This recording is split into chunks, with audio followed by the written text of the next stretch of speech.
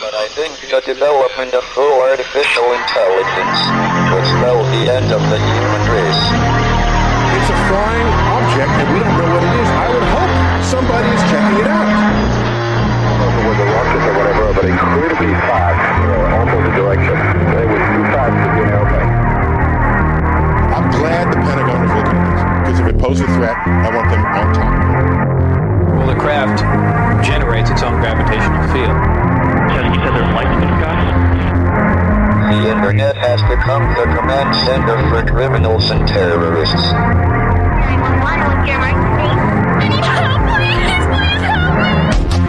Aliens won't let it happen. You know, that's what we're instructed to say.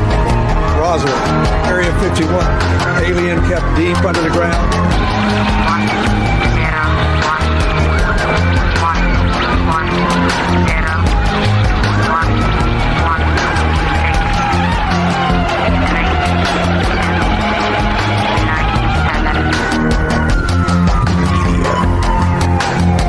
Doesn't have your best interest in mind.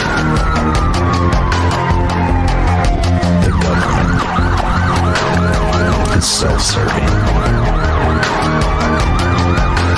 You're here for a reason. You're listening to Troubled Minds Radio.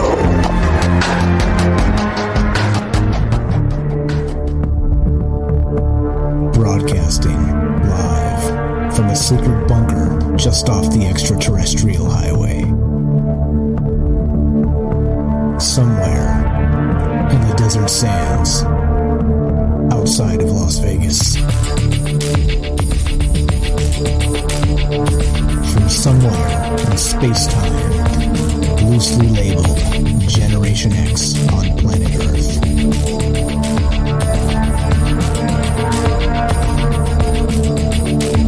And asking questions of you in earnest into the digital darkness. Yo ho, yo ho. Welcome to Troubled Minds Radio. I'm your host, Michael Strange, and this is the show where we get together and talk about all the things we're not allowed to talk about. We do that Monday, Tuesday, Wednesday, Thursday at 7 p.m. Pacific time. That would be 10 Eastern. And what are the things we're not allowed to talk about? You know, aliens, conspiracy, the paranormal,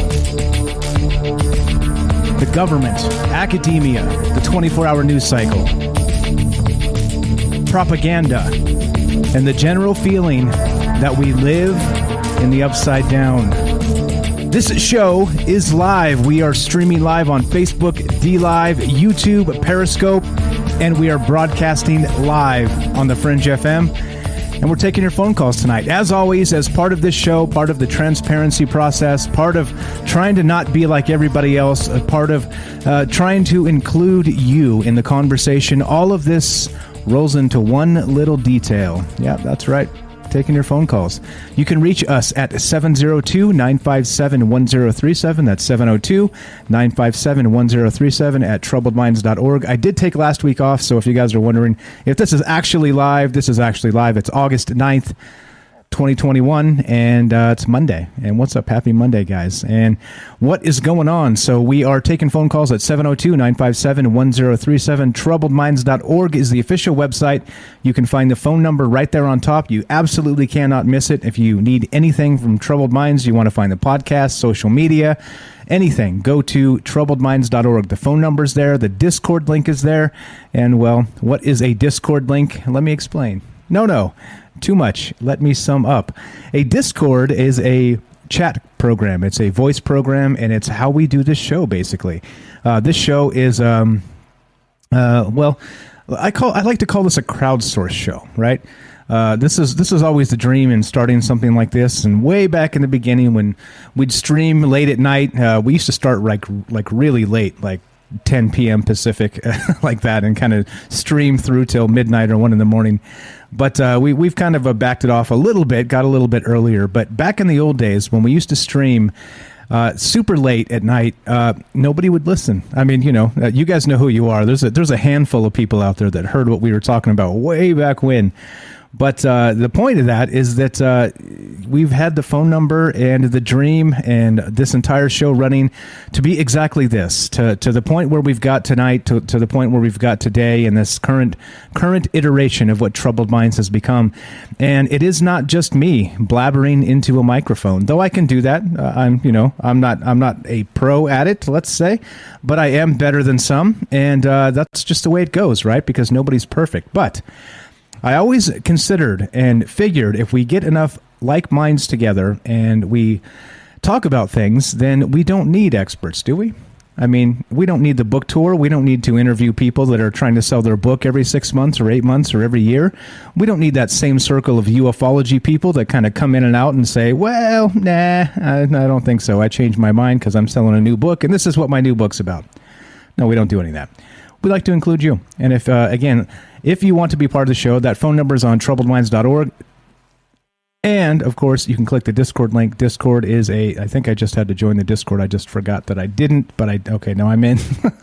But anyway, all right, so that's what's up. That's what the show's about. That's the open source of the wisdom of the crowd. And so that's why we do this live, to take your phone calls. Because, as always, I've said this a lot, and I'll continue to say this. I could just, in a vacuum, just read the script into a microphone, and that's it, right? That's kind of it, and then just send it out to the world, and you like it or you don't, right? There's no immediate feedback, there's no chat, there's no anything, right? Except maybe you get some hate on social media later. What fun is that? No, not quite as fun as this. But anyway, so what we're going to talk about tonight as a part of that whole aliens, conspiracy, paranormal thing, I've got a conspiracy for you. How about this? There's been chatter in the past regarding the possibility of life on Mars. That's right. Actual life on Mars. And so there's some new information that came out today. And actually this week there's some notable Mars news that we're going to talk about. That some of this stuff, life on Mars, goes back to the late 70s. If you guys are maybe old enough to remember that, or maybe you dug deep enough into the mythologies that be to realize and understand that as things change, well, maybe old discarded ideas from the past can actually become the truth in the future. And the reason I say that, and the reason I bring it up, and the reason we're talking about Mars is because there's a whole lot of new evidence coming out of Mars recently. We've talked about methane on Mars and the seasonal changes. We've talked about possible microbes in the Martian soil, things like this, right? And of course, we also have Ash on the show from time to time, and he's a reptile on Mars. Well, of course, that's tongue in cheek and parody, but don't make me say it again. Point being is that there have been some claims by notable and respected scientists in the past that have stated and said straight up, I think there's life on Mars now, currently. And well, as these theories kind of bumble and roll out, I'll let you know where I'm thinking about this, why I'm considering this, why we're talking about this tonight. As you know me, we're not going to just usually we don't just hip shoot and pull something out of the ether. We're looking at the news. So let's check this out. Now, this is I'm going to link this in the chat. As always, you guys can follow up on my sources, and you can again, if they're BS or whatever, that's fine. I appreciate honesty and all the rest of that. So if you want to tell me I'm full of it, well, there you go. There's the source. This is from the New York Times. Let me, as I try to hold back the gag in my gag reflex, just saying the New York Times. But anyway, they seem to be nice folks in the news business. I mean, that's really what I meant to say. That's the PR version of this. But okay, reported by the New York Times, this is just this week. This was August 4th, 2021. And Gilbert V. Levin, who said he found signs of life on Mars, dies at 97 years old. God bless him. 97 years is a long time, and many of us won't make it there. So God bless him for that. And also his work determining what is happening on the red planet.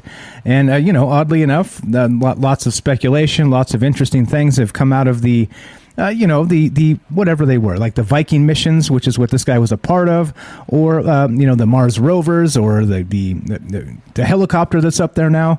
And also some other news. We'll get to that in a little while. But there's a whole batch of Mars news again. And a lot of it has to do with actual life, which is odd. It seems like we're right around the corner, right? Everybody talks about disclosure. Everybody talks about these things happening, right? Like, everybody wants the aliens in the cave living in the Mojave Desert, right? That's what everybody wants. But I think, if we're going to get actual scientific disclosure, whatever the heck that means, I think it'll come from a scientific discovery like this. Like, the Mars Reconnaissance Orbiter picking up something, and then, maybe the helicopter checking it out, and then, right, that's probably what this is going to come from. But anyway, I digress. Let's read just a little bit of this article from the New York Times. And, yeah, rest in peace to Gilbert Levin, because, yeah, again, right, these are pioneers. These are people that actually put information out that is important to humanity in the long term. So let's read just a little bit of this. So Gilbert V. Levin, I think it is, whose experiment on NASA's Viking mission in the 1970s seemed to suggest that there might be life in the soil of Mars, died on July 26th at a hospital in Bethesda, Maryland. He was 97 years old. So most planetary scientists dismissed Dr. Levin's conclusions, but he remained steadfast that his experiment had operated as designed and that no one could offer a plausible alternative explanation. Over the years, scientific opinion has become more receptive to the possibility that life could have arisen on Mars and maybe even persist there today. Yep, straight from this article by Kenneth Chang on the New York Times. And yeah, interesting, right? How back in the 70s, we're talking literally the what was this? The Viking mission, the NASA's Viking mission. They said that they determined that there should have been life, and this guy stood by his findings and his science his entire life, and said that nobody else had a good way to refute what he was talking about. So, yeah, interesting, right? So let's just read a little bit more of this. So most planetary scientists, I think we just read that. In their experiment, right, food for microbes was added to samples of Martian soil. And let's read the whole thing. Half a century ago, the notion of sequencing the genomes of living organisms was a fanciful impossibility.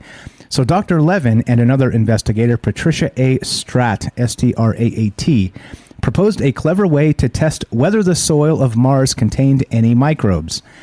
NASA agreed to fly their apparatus on the two Viking spacecraft, which were launched in 1975. That's right, 1975, and which both successfully landed on Mars the next year. In their experiment, food for microbes was added to samples of Martian soil. Hear that? Food for microbes. And the organic molecules in the food contained unstable carbon-14 atoms. The idea was that if microbes digested the food, they would produce easily detectable radioactive carbon dioxide that would rise out of the soil. Dr. Levin called it the labeled release experiment because the carbon dioxide had been labeled by the carbon-14 atoms. And guess what? Wouldn't you know it? This is exactly what happened at both Viking landing sites 4,000 miles apart. So, 1976, the Viking mission on Mars, and this individual is saying, well, it seems that this experiment suggests not just life on Mars in the past, but life on Mars currently. Weird, no? Isn't that strange how it gets kind of just tossed to the back of the truck and nobody really talks about it? I think it's strange. I think it's odd. I think that this was disclosure in 1976, was it not? Microbes on Mars, not fossils, none of the rest of that, actual life on Mars, current life on Mars. Weird, right? I think it's weird. I think it's interesting, and I think that it's unfortunate that they didn't give this guy the accolades he deserves, because I think coming up very soon, they're going to find some information that probably corroborates what this guy was talking about. Way back in good old 1976. I feel like I'm in a Back to the Future movie, right? Like get in the time machine and go back to 1976. And then Back to the Future. And unfortunately, back in this future, this individual passed away, Gilbert Levin. So, again, the Viking missions, and they found evidence of life. And this guy, again, he had concocted this experiment because it's what they had at the time, with the technology they had, and it corroborated his actual idea in both Viking landing sites, 4,000 miles apart. Interesting, no? So other samples were then heated to 320 degrees Fahrenheit to sterilize them. If microbes were generating the radioactive gases, there should have been no gas rising from the sterilized soil. That, too, is exactly what happened. Weird, no? Weird. So not only did he have an idea to test for microbes on the Martian surface, his test determined that they were there. And he had a fail-safe, just in case he had fooled himself, right? That they would heat these samples to 320 degrees Fahrenheit, the soil samples, which should, of course, kill any microbes in it, and then actually just repeat the same experiment with the samples that should have had dead microbes in it. And guess what? It didn't happen. The gases didn't happen. The same things that happened 4,000 miles apart on both Viking missions, suddenly the failsafe actually worked. It seemed like if you sterilized the Martian soil, that you weren't getting the same result and the signature of Martian life. 1976, guys. Like, what in the world is going on? So, I don't know. It's unfortunate that we find ourselves talking about this stuff after the fact. And this poor guy is not going to get the accolades he deserves. He just passed away, 97 years old. Like I said, it's a long life. And it's a good thing. But the bad thing is, way back in 1976, this guy should have been lauded as a hero. He should have had more people on his side, maybe explaining why this could not be. And there's a whole lot written about this. As a matter of fact, there's a whole article here on blogs.scientificamerican, written by actual Gilbert Levin. So I think it's Levin. I'm going to say Levin. But here we go. Yeah, alien life. What's up, Paul? I see you there. I see you there in chat. Here you go. So this is something he wrote back in October of 2019, and we talked about it then. And what happened with it then, when we first discussed it, to me, I was like, okay, this is kind of a strange anomaly, right? This is a curiosity. This is, wink, wink, curiosity rover style, right? But I don't know. I think it's a shame. It's a shame. It's a shame that he's got all this evidence. Again, go ahead and look at this and look at all the things. On July 30th, 1976, the labeled release, Life Detection Experiment, returned its initial results from Mars. And amazingly, they were positive. Right here, straight from the blog that this man wrote. And I don't know. Why. So why does science just kind of cast this off and say, nah? I mean, are we seriously waiting for aliens to land on the White House lawn? Is that what this is all about? Is this about, the fact that he was maybe not in the right political circles in the universities? I don't know. What is this about? I think this is the stuff that kind of irritates me because, we're told to trust the science, are we not? Well, look at this. Is this not science? They tasked this guy with sending a scientific expedition to Mars, which he did, and it turns out, according to every amount of data he pulled and got back from the Viking missions in 1976, that there was life on Mars. Then, which means currently, microbial life. Now, the reason I thought of this and brought this back into the news, a couple reasons. Unfortunately, Gilbert Levin passed away this week. And also, see if I can find this. I'll find the article in just one moment. But the rover that's on Mars now is actually digging rock samples. All right. So, as you know, there's a little bit of weirdness going on with this. So if you guys haven't been paying attention to the news, this is what happened. They've got this rover up there, the Perseverance rover, and it's supposed to be digging rock samples on the surface of Mars, right? And so, of course, that would be able to, they'd be able to put it in a little laboratory that's up there on Mars right now with the Perseverance rover, and maybe determine that microbes are actually there currently, right? Maybe, so they're probably looking for fossilized microbes, right? Evidence of fossilized microbial life. That's what they want, right? That's probably what they're looking for. So the other thing was this. They dug this hole, and if you can see it, I'm going to actually, if you guys are looking at the stream, I'll just make it full screen so you can check this out. And all right, so they dug this hole. They got the drill working, and they dug this hole. And they're like, okay, so this is a hole dug on Mars. They're pulling out samples from the ground. And what do they get? What do you think they got? Yeah, that's right. Nothing. Nothing. Now there's a mystery. Now there's a mystery. So we'll talk about this as we continue tonight. But there's more. There's Mars news with this. There's Mars news with Gilbert Levin passing away, who actually had discovered and decided that way back in 1976 there was a current life on Mars. Now, what's going on with that? Like I said, isn't it strange, isn't it unfortunate that some of these discoveries that were notable, important scientific discoveries get brushed aside? And here we are, 44 years later? I don't know. You tell me. Like, why does this get pushed aside? Why do they ignore this guy? And instead, he, right, like now they're going to come around and they're going to find him, right? They're going to find his actual microbial life. And it feels like it's just around the corner, does it not? If you pay close attention to the news, maybe that's what all this actual disclosure hubbub is about. It has very little to do with little green men, and it has everything to do with microbial life on Mars. So I don't know. A lot of this kind of, it irks me that, we talk about science and trusting science and all the rest of this stuff. And unfortunately, back in 76, the science suggested strongly even that there was life on Mars then. And not fossilized, not ancient remnants of life, actual life currently. And so, we've talked about on this show in the past, the methane cycles of Mars and the rest of this stuff. So, I don't know. The interesting thing to me is that, clearly, I think if I was a betting man, I'm not. I live in Vegas, but I'm not, because if you're a betting man and you live in Vegas, you don't live here for very long.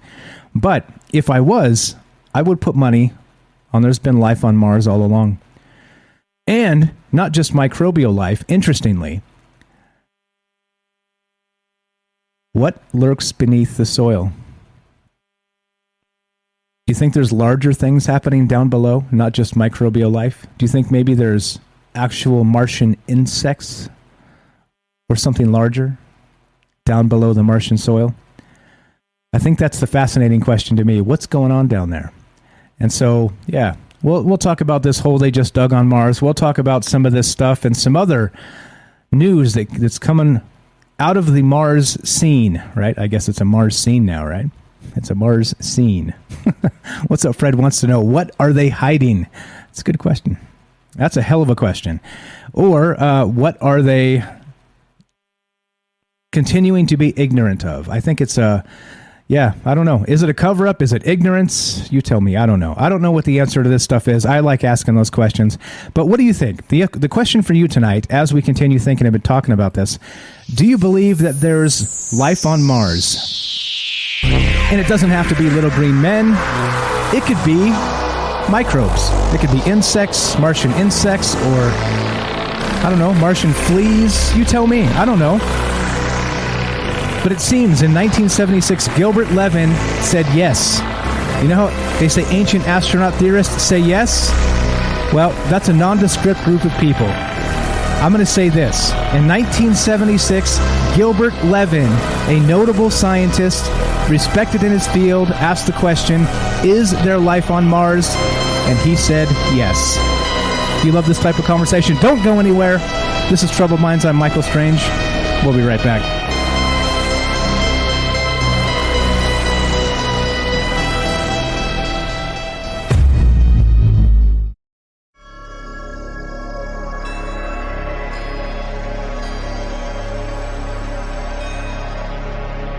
Welcome back to Troubled Minds.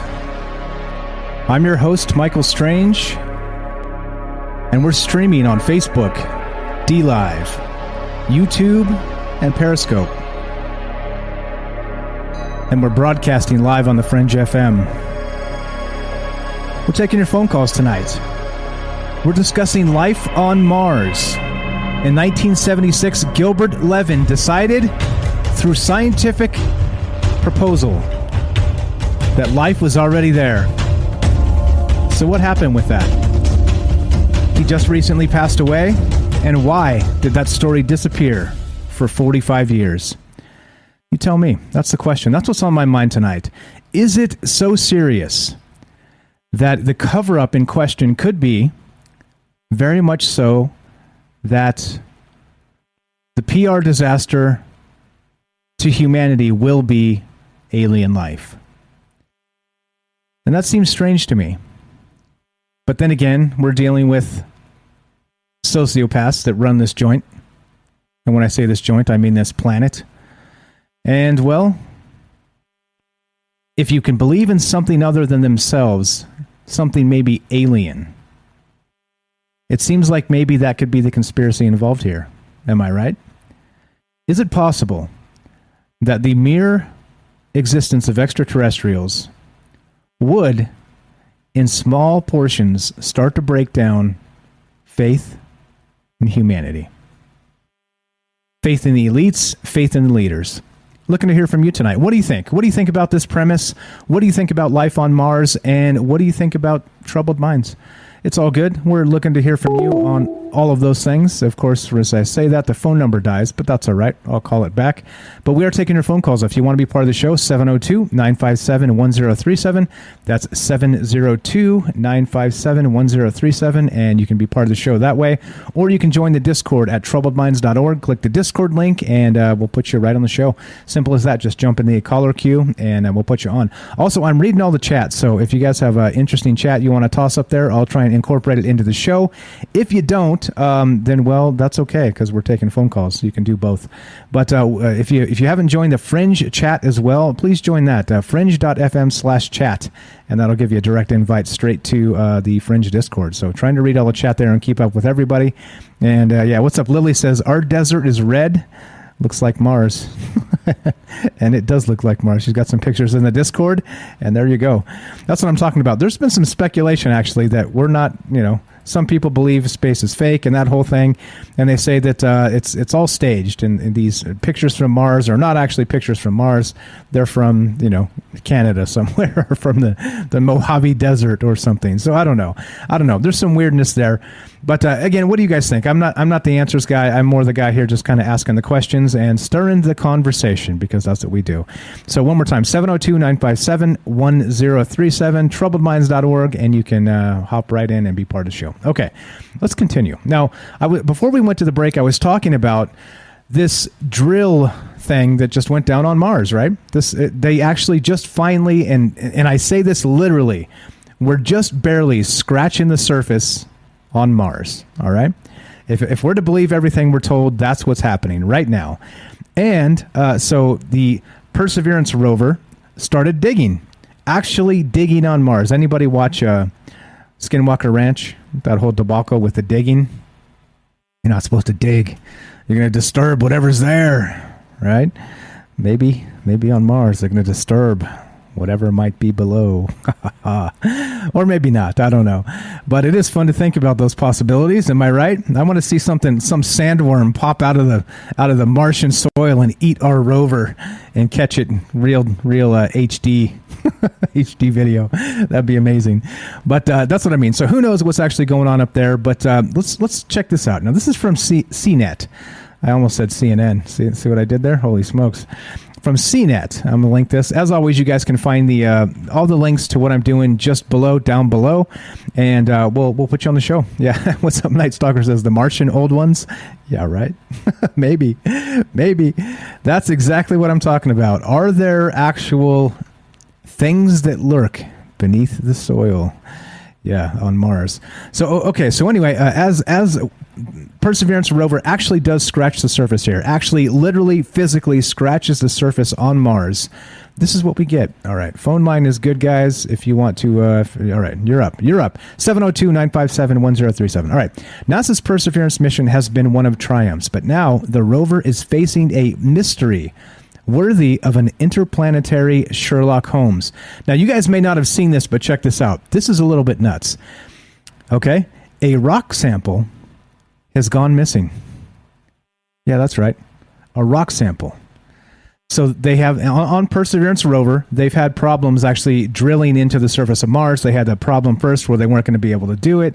It's kind of been a weeks-long sort of situation that's been happening with this technology, right? And so that's all fine. That's all fine and well. That's a good thing.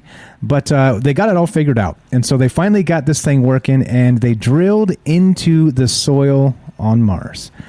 And yeah, guess what? Check this out. Straight from this article again. Let's full screen this so you can see what I'm talking about. The rover successfully made its first drill hole in a rock on Mars with the intention of collecting a small sample and stashing it in a tube. The tubes are meant to be picked up and returned to Earth by a future mission, which we've talked about on a past show, whether we should bother doing that, whether it's a safe thing. But anyway, on Friday, NASA said data indicates no rock was collected during the initial sampling activity. However, this is where the mystery comes in. If you look at the photograph, clearly they drilled a hole. You can see the shadow in the photograph of the actual rover itself, and there's a hole. Yeah, right? They drilled down into this Martian rock. You can see the crumbles of the rock, the sand, as it were, as it created the hole, right? I don't know. This is strange. So they were supposed to, as they drilled this hole, be able to collect a sample, all right? But no, that's not what happened. What happened was, you like that? What happened was, the sampling seems to go as expected, but the autonomous processes includes a probe check of the tube to measure how much rock is in it, right? Quote, the probe did not encounter the expected resistance that would be there if a sample were inside the tube, said Perseverance Surface Mission Manager Jessica Samuels. The rover's Twitter account noted, yeah, that's right, the Perseverance rover has a Twitter account. Another reason to join Twitter, guys. So the Twitter account noted this sampling enigma is something we've never seen in testing on Earth. Oh. Weird, no? This is a tweet directly from the Perseverance rover account. Sampling Mars is one of my most complicated tasks. Early pics and data show a successful drill hole, but no sample in the tube, something we've never seen in testing on Earth. Mars keeps surprising us. We're working through this new challenge. More to come. So the plot thickens, does it not? But what does that mean? So they drilled into the rock on Mars. It was supposed to collect some rock samples and put them in a tube. Well, there's no rock in the tube. So what's going on here? Well, there you go. Let's see. Fred wants to get Ash to investigate. Matt says trickster aliens on Mars. Yeah, right. Maybe. What the heck's going on here? The rover team suspects Perseverance did everything right, but that the rock itself didn't behave as expected. Well, that's weird. The rock didn't behave as expected. NASA is continuing to analyze data and images to try to solve the mystery. Perseverance landed in the Jezero crater in February, and its first sample was expected to be met with celebration rather than head-scratching. The crater was once home to a lake, making it a prime spot for the rover to seek out signs of ancient microbial life. The sample attempt might not have worked out, but the wheeled explorer is equipped with 43 tubes, so the team will try again. Mars seems to be full of surprises, and the rover was bound to encounter a few hiccups as it travels across the red planet. So, I don't know. This is weird, isn't it? I think this is one of those things you can definitely classify as odd. So they drill into a rock, and they can't get a sample from said rock. So what happened? And so they're considering all kinds of things. They're considering that maybe the actual rock itself was not or is of a composition that they have not determined as of yet, and instead of the sample being pushed into the tube, that they think maybe it got pressed down into the rock itself, so maybe the rock is not as hard as it appears underneath the surface. And again, who knows? Like, who knows what's going on here? But this is strange, right? This is weird. So we have the Perseverance rover, and so this is the plan. This is the long-term plan. We've talked about this. So it's supposed to drive all over Mars and pick up samples in these tubes. And 10 years from now, they've got a mission plan to go back to Mars and collect these tubes and then send them back to Earth. That's the plan. So we've talked about that on this show. Is it smart? Is it wise to bring possible alien microbes back to Earth? We did a whole show on that. But you know my opinion there. But what's with the strangeness here? What's with drilling into a rock that is like, well, all right, now we can't get a sample out of it? I mean, it seems to be a simple thing, right? You drill the rock, it turns into dust. You pick up, rock pieces and dust samples, and you put the tube in there and close the tube, and bam. But it didn't happen that way. So what the heck is going on? I don't know. There's just weirdness with this, and it makes me wonder what is actually happening on Mars. Yeah, I don't know. You tell me. Sherlock Holmes and the Adventures of the Martian War by Doug Murray. What's up, Night Stalker in the chat? I'd never heard of that one. But yeah, okay. So there you go. Matt says they didn't do the math right to account for Mars' atmosphere.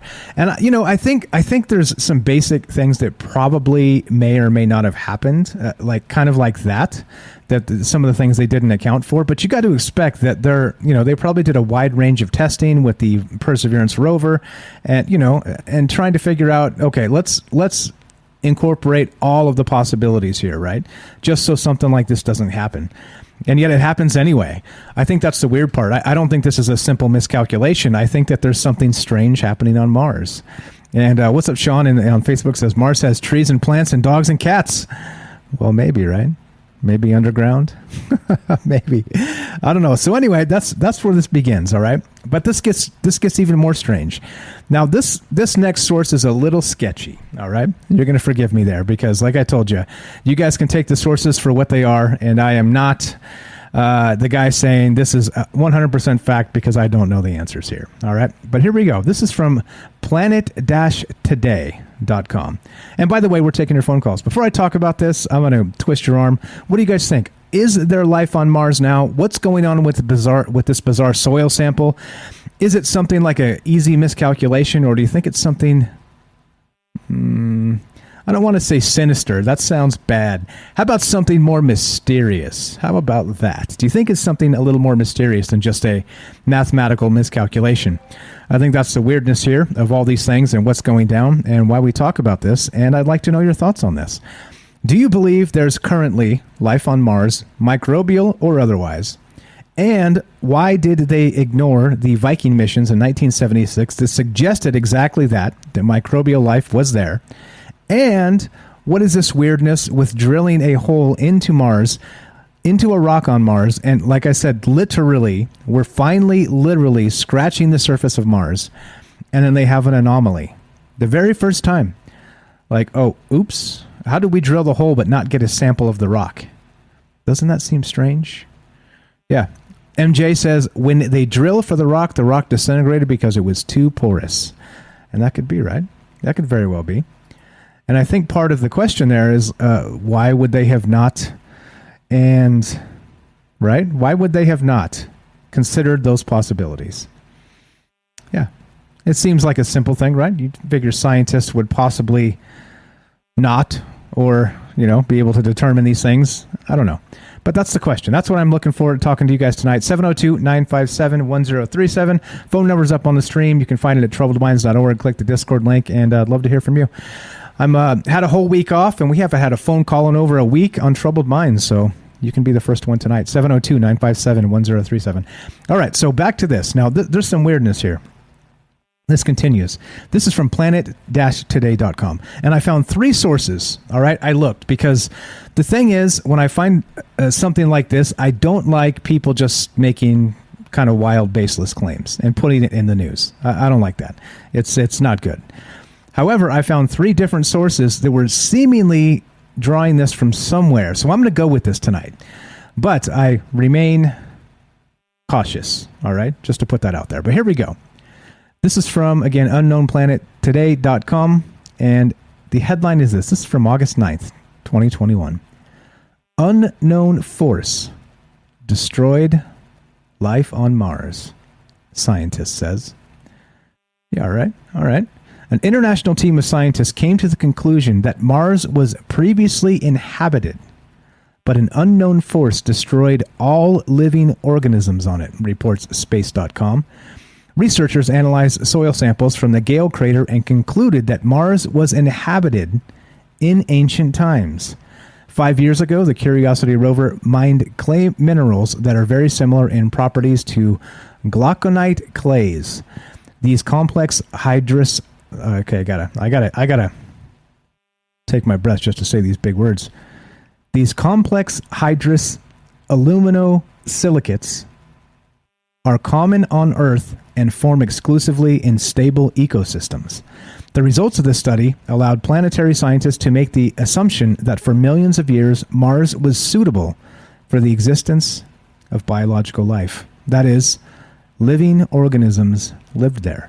Now, this is in the past, right? They're saying that, okay, life was there, and now, well, as far as we are aware, it is no longer there. So I don't know. Explain this to me. Actually, I didn't catch it, but it says here that it was reported by Space.com. I did dig around and I couldn't find this, actually, the actual source here. There's some kind of sketchy ones that have re-reported this, but I'll try and dig up the Space.com one in a second here. But the thing is this, right? So if there was actual life on Mars in the past, and they've determined that something mysterious destroyed it, some unknown force, what could that be? Seems like the plot thickens, right? It seems like we got some more and more weird stuff happening here, and I don't know. I don't really know the answers here, but what I do know is it seems like something strange is happening on Mars, and that to me is cautiously exciting.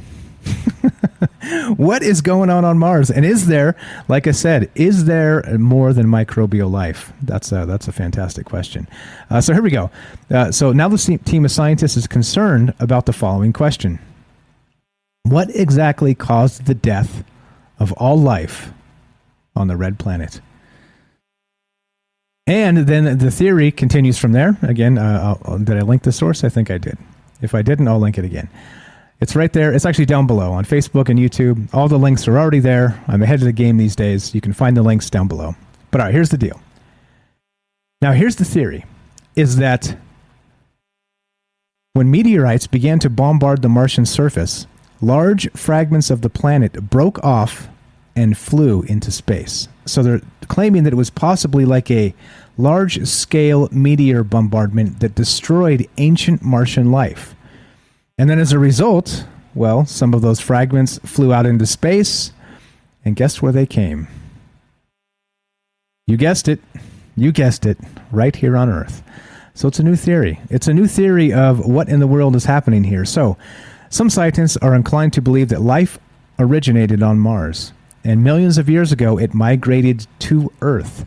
They believe that millions of years ago, the red planet was subjected to a monstrously destructive meteorite bombardment from space. Yeah, right. One of these meteorites was discovered in Antarctica. It was then that scientists came to the conclusion that these fragments never got hot enough to destroy the microorganisms on them. So does that mean, this whole panspermia bit, that we're actually all Martians? How about that? How about that? What do you guys think about that one? In 2020, Japanese scientists were able to establish the age of bacteria found in a Martian meteorite. The alien bacteria were 4 billion years old. Researchers believe that it was then that the meteorite brought an extraterrestrial life form to our planet. Which, of course, brings up another great question. If that's true, in any capacity at all, does that mean that we're Martians ourselves? 4 billion years ago. That's a long time. They say that's the entire length of the evolution of our species. From the lucky mud to doing radio shows after the sun goes down on the internet, among other things people do. But I don't know. There's a lot here, a lot to consider, a lot to wonder. Is this real? Again, back to 1976 in the Viking missions, Gilbert Levin said, hey, there's life there now. There's evidence of it now. And now these guys are saying, well, there's not life there now, but there was life there. So, again, contradictory stories. It depends on who you ask. All that good stuff, right? Which makes this, well, worthy of a good thought experiment, good discussion, in my opinion. But I don't have any phone calls, so maybe this isn't a good discussion. You guys tell me. 702-957-1037. We're taking your phone calls, troubledminds.org. And what do you guys think about this stuff? What do you guys think about this stuff? This is odd that all of this is kind of coming out again. Gilbert Levin passes away. He's the guy that ran the Viking expedition Viking missions back in 1975 and 1976. And his experiments say that there's life on Mars now, currently. Not in the past, not billions of years ago, now. Well, I don't know. I'm not sure what this means. And if so, what's going on with this Perseverance rover trying to dig into the rock and not able to grab a sample? Weirdness. There's a lot of weirdness here, but I don't know. What do you think? Is it something as simple as a miscalculation by NASA, or do you think there's something more mysterious afoot? And that's the question tonight. And more questions, of course. Do you think there's life on Mars at all? They say that there was a... There it is right there. There it is. There's the comment of the night. MJ says, from a mud flipper to a politician. So from a mud flipper to a poo flipper. A poo flinger. Yes. All right. So that's what we're doing tonight. We're discussing Mars and this weird stuff that's going on. Do you think it's weird, or do you think I'm in my own head now? Do you think it's like, come on, Michael Strange, give it up. There's nothing weird. They just messed up and they're going to try again. It's going to be all fine the next time. I don't know. That's really what we're thinking about. That's what we're talking about. And we have some weird synchronicity with the, right? Gilbert Levin, dying this week. This very same week, they drill into a Martian rock. The very same week. And something mysterious happens because they can't collect a sample from said Martian rock. And they don't know why. Weird. Yeah, so I don't know. There's more here. I'm gonna try and find that space.com article. I couldn't find it earlier because I didn't know where to look. I think I know where to look now. But what happened? They said something happened catastrophic that ended all life on Mars, and it broke off chunks of the planet, and life ended up here instead.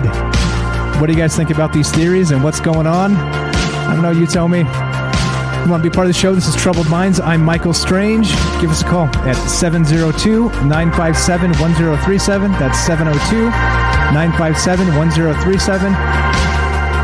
I'll put you on the show. Talking about Mars, life there, and did it originate life on Earth? More coming up after the break. Don't go anywhere.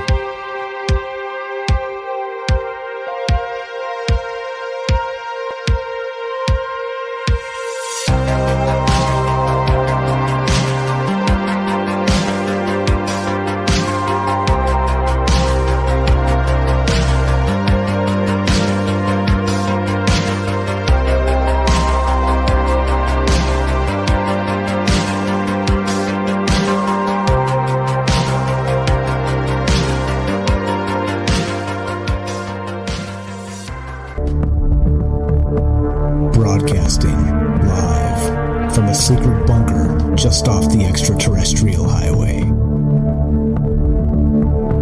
Somewhere in the desert sands outside of Las Vegas.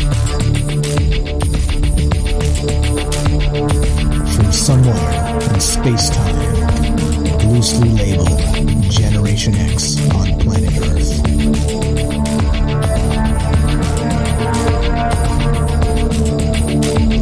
Asking questions of you in earnest into the digital darkness. Good evening and welcome to Troubled Minds Radio. I'm your host, Michael Strange. And hello to all of you who may also have troubled minds. What's up, guys? This is the show where we talk about all the things we're not allowed to talk about. We do it Monday, Tuesday, Wednesday, Thursday at 7 p.m. Pacific. And what are the things we're not allowed to talk about? You know, aliens, conspiracy, the paranormal, the government, academia, the 24-hour news cycle, propaganda, and the general feeling that we live in the upside down. We are live. We're streaming on Facebook, D-Live, YouTube, and Periscope. We are broadcasting live on the Fringe FM, a digital radio station. Shout out to Joe Roop, back in Arkansas, getting things put back together and getting us back to where we need to be. Appreciate you guys letting us hang out on Fringe. Met a lot of great people and having a hell of a time doing it. Did I mention we're live? Do you want to be part of the show? 702-957-1037. That's 702-957-1037. And we'll put you on the show. We're talking about Mars tonight. Let's see. What's this individual's name? I was about to say Gilbert. I don't think that's correct. It is. Gilbert Levin, who said he found signs of life on Mars back in 1976, has passed away this month, or this week, actually. It happened this week. And not only that, there's other bizarre Mars news. So we'll get to that in a sec, but we got calls. So let's go to the phone calls. Let's go to, we're going to go to the phone lines here. You're on a Trouble Minds with Mike. What's your first name? Where are you calling from? Oh, hey, Mike. This is John from North Carolina. John, how are you? What's going on, my friend? I'm good. How are you tonight? Doing very well, thank you. What do you think about this crazy Mars stuff? Do you think I'm spooking myself out, or do you think there's something weird going on up there? Oh, I have my own opinions on Mars. All right, go right ahead. But no, I don't know if you already touched up on this or anything earlier on, but I came in a little bit late. But I don't know if you talked to anything about the asteroid belt, or like how there might have been like some sort of, it's my understanding, some sort of planet was there at some point in between Mars and Jupiter. I heard you talking about like, you know, there was some sort of cataclysmic event that may have led to like, you know, Earth being populated or primordial soup or whatever. Yeah, so no, we didn't talk about that planet, but yeah, there is a theory that suggests there was a planet between the two and it got smashed somehow, and that's what the asteroid belt is. So what do you think? Do you think that has something to do with the Mars stuff, or? Oh yeah, definitely. I think that it was actually, I mean, from stuff that, you know, I mean, I'm no expert, but, you know, I like to look up stuff and speculate. And from stuff I read, it's, you know, apparently Mars was a satellite to a much larger planet. Some people believed it to be a water-bearing planet at some point. You know, a much larger size planet. You know, and you could also when you look at like Mars, it has like evidence of like, you know, scarring and all sorts of like, I mean, it looks like there was something there at one point, you know. It sort of just washed over. Yeah, there's a guy on YouTube actually. But, he goes by the name the real Jimmy Roberts, and he actually speculates that there was an ancient civilization on Mars, and he's kind of looked into a bunch of the actual photographs that have come back, and he's pointing things out, saying, "Look, guys, these are not natural rock structures. There was something going on back then," and so oddly enough, the information that's now coming out from space.com apparently is that they're saying that maybe there was life on Mars back in the day, and some huge cataclysm, the meteorites or whatever it was, kind of wiped it off and maybe sent some of that life to Earth. Oh, I definitely believe it. You know, I mean, I feel like there's a reason for myths and legends. You know, I mean, I believe that there's a reason why we call it the God of War. You know, so, I mean, there's definitely sorry, I'm not used to being on. That's okay. So, you got me, man. You're good. You're good. No sweat. But yeah, no, stuff I like to usually look at talks a lot about Mars being like, like you said, a precursor civilization may have lived there at some point. You know, something that may have led to everything that ended up here on Earth. You know, other things like in like the Sumerian text, I believe they talk about like the Gigi may have been some sort of slave race to the Anunnaki, and they may have stationed them on Mars for whatever reasons. I mean, I definitely feel like there's some sort of, I mean, it's when you just look at it, I mean, it looks like there was a war there, especially the big scar on the side of it, you know? Yeah, yeah. And so if you're not familiar with that guy, do check out, I'll link to him actually in the bottom here when we're finished up, but The Real Jimmy Roberts 1, and he does exactly what we're talking about. He kind of goes and looks at these like rocks on Mars and says, no way, there's no way this is like naturally formed. Like condensation doesn't do this, wind erosion doesn't do this. This was a destroyed ancient civilization, and these are the remnants. So, and not only that, there's some weird corroboration to that, right? Joe McMoneagle, I believe, with Project Stargate, actually remote viewed Mars 1 million years ago. It was part of a trick to try and get him to throw him off the trail to see if he was faking remote viewing. And he came up with something that there was a civilization and a cataclysm there 1 million years ago. So I don't know, man. It seems like now that science is coming around to that idea, they have different ways about how it happened, but that's some weirdness, right? I'm familiar with your story of the Anunnaki and the Igigi and Mars being the way station. We've talked about that a lot on this show. I get it, man. So how about this? Do you think there's Mars or Earth? Or sorry, let's see what I did. I can't get my thoughts straight. Do you think there's life currently on Mars? I believe that there might be some subterranean, you know, under the surface living, you know, still remnants. I mean, if they were anything like us, then they went underground when, you know, shit hit the fan. Or sorry, I don't know if we can curse on. Yeah, let's not. Not. Thank you for catching that. Let's not. Okay, yeah, my bad. You're good. You're good. All right. Sorry about that. No, it's cool. All right. Yeah, but no, I mean, like, you know, when stuff hit the fan, you know, I'm pretty sure, you know, if they were anything like us, they probably had their elites and they would have gone underground, or, you know, or they could have been subterranean to begin with. Yeah, that's actually a good point, right? So what do you think would happen if something was going to be a catastrophe on Earth? Elon Musk and those guys would be out, right? They're like, all right, sorry, it sucks to be you guys. We're out of here. Yeah. They would either go to space or go underground.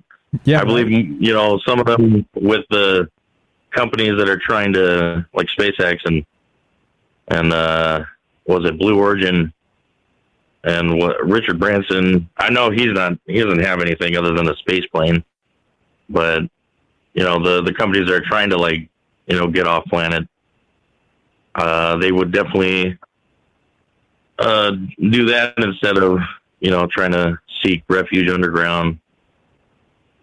Exactly. But most of the people are putting all their, I would assume that most of all the people on top are putting all their eggs in a doomsday bunker basket. Yeah. So you know what's strange? Just having the conversation tonight, it made me think of this. So if life originated on Mars, let's say 4 billion years ago, and then got dumped over here on Earth because of some huge cataclysm on Mars, isn't it strange that we're trying to get back there? Isn't it strange that as our world is under some duress and maybe imminent collapse, they keep telling us that, we're trying to get back to the motherland, the mother planet. Try to return home. Right? So weird, man. Try to return to origin. Yeah. Exactly, yeah. No, I think that's like, there's something that, you know, at least a part of us, you know, that doesn't try to, like, forget things that happened before, you know? Yeah, kind of, it's like cooked into our DNA, sort of, right? Yeah. But Mars, I'm sorry. You're okay, bro. You're okay. So you do think there could be life on Mars currently, and definitely life on Mars in the past? Oh, yeah. Okay. All right. Fair enough. And you were also a first-time caller, are you not? Yeah. I appreciate it. Thank you so much for calling, man. Anything else All while we right, got you on the thank phone you. tonight? Anything else while we got you on? No. Appreciate it. Drawing a blank. Appreciate it. John in North Carolina. Call back anytime, my man. I appreciate you calling tonight. All right. Thank you. Have a good night. Thanks a lot, bro. You too. There you go. You want to be part of the show? 702-957-1037. Easy as that. We are live. It is not Tuesday. I'm time traveling again. It's Monday night. It is August 9th. So if you're wondering, is this show live? You bet it is, Daryl. I'm talking to you, Daryl. All right, let's go to, we got Richard and we got Night Stalker. Let's go to, let's see if we can go to Richard real quick. Richard, you're on Troubled Minds. How are you, my friend? How you doing tonight? Testing 1 2. Richard, can you hear me? All right, let's go the other way. Night Stalker. What's up, Derek in Massachusetts? All you have to do is unmute yourself. There you go, and you should be on. How you doing, my friend?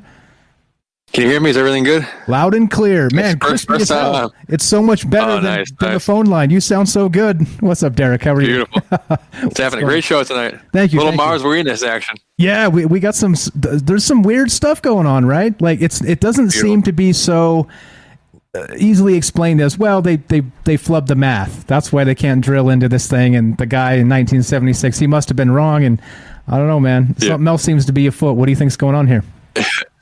Honestly, I have no clue, zero clue. Like I just like to kind of take in all the theories and just see which one kind of sticks. But as far as all this kind of stuff, I'm not sure. I just entertain myself with the weirder ones. But like I follow like Chris Knowles and that kind of stuff, and he doesn't think we can get to space at all. And like the whole synchronistic group, they think space is just an altar. It's all rituals. We're not actually going anywhere. But I also listen to Richard Hoagland on the weekends a lot. And he loves the space pictures.'s all about the faces on Mars and the weird structures on Mars. And he spends hours and hours just analyzing all these weird, irregular shapes, like shapes that wouldn't be made in nature, you know? So I really don't know how I feel about it. But my favorite theory is for as far as what happened. Like I do like to think that there is some kind of, there was a civilization back in the day, and like the whole face on Mars thing and the whole synchronicity with Jack Kirby predicting it in a comic. And sticking with the comics real quick, I read a few years ago John Carter of Mars versus Mars Attacks, and the way they unified both those alien species is that there's this weird interdimensional rift or some kind of weird quantum flux that's on a certain section of Mars, so that once you cross a certain barrier, you go from Basur and the John Carter universe to the Mars Attacks universe. So they weren't aware of each other for millennia until something happened or whatever. So I wonder sometimes if there's something like that. If there's if they were they got super advanced. If when they left the planet or when they were destroyed, they were unbelievably advanced, and they tapped into some kind of other means to avoid catastrophe, escaping into some creating a barrier, some kind of weird barrier that we can't even really conceptualize. You know what I mean? There's your biblical firmament. Am I right? Something like that. Yeah, true. Yeah, and I don't know. What if you could? I'm not sure. What if you couldn't? What if they couldn't get off? But I also definitely like the idea that there's something underneath the planet right now that Earth populating the outside of a planet is kind of foolish, because inevitably will be destroyed. The outside is going to get fried. Whether it takes billions of years or millions of years or a couple hundred years, who knows? That most cultures probably go inside their planet, which is interesting. I don't know what to make of the rock thing, to be honest. The synchronicity of the guy dying is definitely interesting. Some kind of weird Mars announcement could, I don't know, now that I'm thinking about it, seems like it's possible, you know? I'm not predicting it, but yeah, you make a good case, you know? Literally mere days from each other. So the guy that actually determined that there was life on Mars in 1976, passes away the same week, literally, I think it was the 4th or the 5th, and on the 9th or the 8th, they released the news that they couldn't drill, or they tried to drill into this rock and couldn't get the sample back out. It is strange, right? Odd how these calendar events seem to kind of coincide with each other. It doesn't seem like it's a coincidence, does it? Yeah. And the synchronistic part of me just says whatever the headline is, whatever the article is, it doesn't matter whether you believe it or not. It's important that they're telling you it. So, like, whether you believe that Mars they're showing us is actually Arizona, or whether you believe it's all completely real, the fact that they're telling us that these two stories are combined, like in the headlines, in the zeitgeist, under the synchronistic paradigm, is very important. So, like, they could be prepping us with some kind of, like, when we were all expecting alien stuff a month ago, I wasn't expecting Mars, but who knows? Yeah, that could happen. August could be Mars month. Who knows? Yeah. But, yeah. Not little green men. My favorite... microbes. Huh? Microbes. Yeah, exactly. Go ahead. Your favorite one? My favorite theory, though, is, like, for their cataclysm, is that, like... have you ever seen Aquaman, the DC movie with Jason Momoa and stuff? No. Well, there's, like, one scene in it where they explain how Atlantis is collapsing, and they, like, flash back to these, like, scientists like experimenting with the trident, and, like, they show, like, just electric frying, this, like, the air turning electric, and volcanoes erupting, and the earth shaking, and all kind of stuff, and everything just falls into the ocean. But, like, what they're really saying in that scene is, like, the elites of Atlantis were abusing technology and, like, fried themselves, basically, and fried the grid. So the way I think, this is, like, an unbelievably abbreviated version of this, but, like, there's this ley line portal grid, which is, like, the framework of reality, and maybe the way, and it exists on every single planet, and maybe the way, the trajectory of civilization sometimes is that the elites get to a certain part, like, spot in technology, like, their technological prowess gets to a certain level, also while mixing with the occult, same as our current elites are doing. They're experimenting with the grid, doing rituals, doing these certain experiments, all kind of stuff on these mystical spots, these nodal areas, these window areas, portal spots, manipulating them with the goal to collapse reality and bring in the old ones. But, like, it hasn't happened yet because reality still exists. So I think what Atlantis was the same as what happened on Mars. Elites trying to do this, trying to crack the code and jailbreak the reality, and they mess up and they fry their planet. I think that happens all the time. If space is real the way we think it is, then I think that might happen, like, all the time on populated planets all over the place with, like, elites, you know. And that's, like, the one I think about the most. But I have no clue if, like, there's any basis in reality with that, you know. Well, I mean, what do you think? Yeah, I think it stands to reason that, given that, you know, we're in the nuclear age, right? And so we're still kind of like we're tampering with things that we don't fully understand, and it's part of science. It's part of moving forward. But I think maybe, like they say, like these civilization barriers, kind of like why they say that, you know, there's not life on every planet, is because at some point civilized life ends up destroying itself, and I think you're probably correct there, you know. And we have the different you know, over billions of years we have, instead of, you know, like it takes, you know, of how many billions of years for us to evolve, they say, like just the different time frames on different planets, like we're literally like half of a blink in, like, the entire, like, cosmic spectrum, just humans. And so it's possible that 2 million years ago, you know, not that far away, something like this was very similar, and they blew themselves up. You know, maybe they created their own CERN and opened up the portal to who knows where. Or exactly. Yeah. I think it's like this giant, like, again, this is unbelievably abbreviated, and there's, like, a much better case for this, what I'm trying to say. But, like, essentially, if you are aware of this, like, ley line portal world grid system, and you can, like, tap into the grid, you can control everything. You control the framework of, like, you can, like, it's like rain dances, how you can control the weather with these, like, natural movements on these sacred spots, just ramped up to the 1,000th degree with the entire framework. So I think elites ones who were invested in the occult, this is a huge part of the secret knowledge that they keep from us. It's happening across the board. And like with these attempts, like the whole nuclear age, the Trinity test and all that kind of stuff, it's to open portals. That's what they're doing. That's the main purpose of it, I think, is blowing stuff up, like splitting atoms in half, trying to get the tickets out of the game of whack-a-mole without playing the game, by just trying to break the machine somehow and get inside or bust something out, like, essentially. But there's also like the spirit, like, I'm not sure even if they're still around anymore, but the spirit science people, they were like huge in like the early 2010s. And it's been like honestly 10 or 11 years since I watched this, but they made a full, it's that like cartoon, those short cartoon clips that were all on like Facebook and YouTube back in the day. I'm explaining different like esoteric concepts, and they made like a whole movie about like the origins of Earth or whatever. And essentially, like the Earth body has like a tree of life with the 10 nodes or whatever, and each node is like represented by different like one's the Atlanteans and Lemurians and etc. Different like races, I guess, or whatever, species or whatever.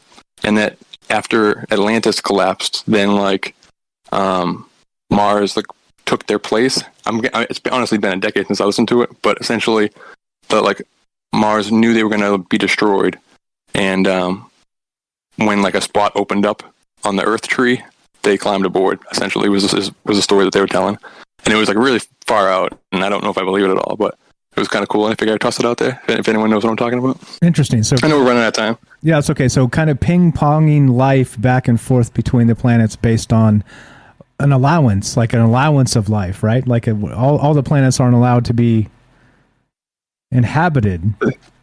Yeah. And it kind of fits into the same thing we're talking about, that maybe life started on Mars, got bombarded by this huge meteor storm, broke off chunks of the planet, and brought life here, that whole panspermia bit.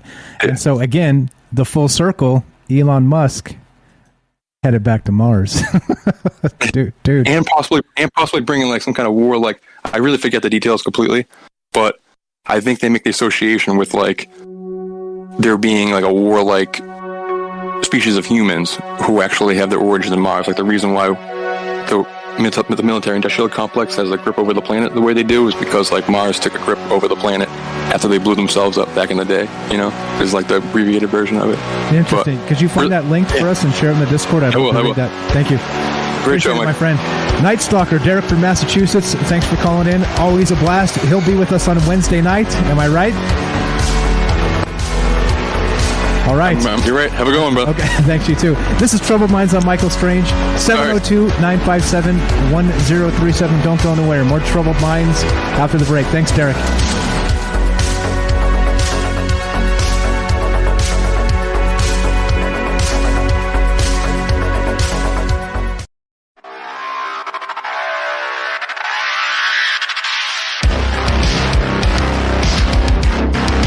All right, welcome back to Troubled Minds. I'm your host, Michael Strange, and we are streaming on Facebook, DLive, YouTube, and Periscope. We are broadcasting live on the Fringe FM, and we're talking about Mars and taking your phone calls. If you want to be part of the show tonight, 702-957-1037. That's 702-957-1037. And there's some strange things happening, right? We have the individual that discovered life on Mars back in 1976. Yeah, you didn't know that happened, did you? He just passed away this week, mere days away from NASA describing difficulty drilling into a rock on Mars, right? And it's, at this point, a mystery and inexplicable. That's what we're thinking about. That's what we're talking about. Do you think there's anything to this, or do you think I'm spooking myself out? It's all good. As always, we're taking your phone calls, 702-957-1037. Let's do this. We got lots of calls to go to, so let's just get to them. Stop rambling, Mike. Go. Let's try Richard again. Hang tight on the phone, guys. We're going to go to Richard. He's been waiting a bit. Richard from the UK. You're on Troubled Minds. Can you hear me, sir? Hi, Mike. Welcome to the show. What's up, my man? How are you tonight? I'm cool. I'm just having a real problem working all me doubles out on the phone, That's okay. Hey, man, it happens to the best of us. You're in now. So what's on your mind? What do you think about this Mars stuff? Well, I think it's amazing. I mean, I've always had a thought that the moon was a filter from between Jupiter and Saturn, because we can only see a certain realm, and I mean it's closing as well. So we're not seeing what we should see. I mean, it's not just clouds and gas and mists and what have you. But from Mars' point of view, I remember in the 70s, I remember seeing those little microscopic they look like worms that were slightly broken into little segments.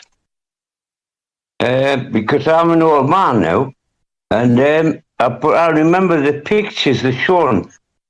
And even at school in 1970, 71, I remember there was supposed to be moon rock were brought to my school in Sunderland in the UK, which was just a town. Who the hell would bring a piece of stone from the moon to a tiny little town in Sunderland in the UK? And it was covered in a plastic bubble, and we weren't allowed near it because of radiation. And then I remember watching on the television. I mean, I watched the moon landings live, but I wasn't impressed. Yet most of me kids in school, most of me kids in my class were really, they just wanted to get near this thing, and I just looked at it. It looked like a bit of grey crap, to be honest. Yeah. It was, do you think... I wasn't impressed. So, Richard... I was too busy looking at the girls' legs. I mean, you know... I've been there, my friend. So let me ask you then. So you saw this live. Did you think that it was fake in any time in your life? Lots of people think the moon landing was fake. Well, it was, do you think black and white television in our time in the UK at the times, and it was all bleep and bloop and all wobbly, and they were losing transmission and what have you. My mum and dad were transfixed, and I was just looking at it going, it's, well, I wasn't impressed. But even then, you know, I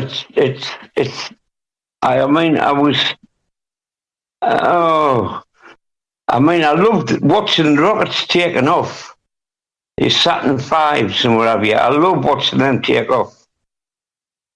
But that was about it for me, because I had Thunderbirds and other things to watch. But as I grew older and I looked at it and I thought, hang on a minute, there's something not right here. Gotcha. Hey, Richard, I hate to cut you short here because we got a whole deck of phone calls behind you. But just a couple quick questions before I let you go. What I think is, what it is with the Martian thing, I remember seeing in the 70s, when the Viking landers went down, then it was like microscopic, they looked like broken worms. And they had to be magnified so you could see them. Okay, so do you believe currently that there's life on Mars right now?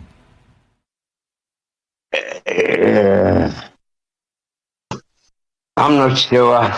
Honestly, that's a legitimate answer, man. I'm not sure either, to be perfectly honest. This planet is probably the one, or this flat surface we're on. I don't know if it's a planet or a flat surface we're on. It's probably it is the giver of life, isn't it? Let's be fair. Yeah, definitely. I don't think there's any doubt about if that. there's anything out there that want to come here, you know, it's this place. Even though we're going through all this crap at the moment, this is the giver of life where we're at. Otherwise, we wouldn't be here. And let's face it, we can all think for ourselves at the moment.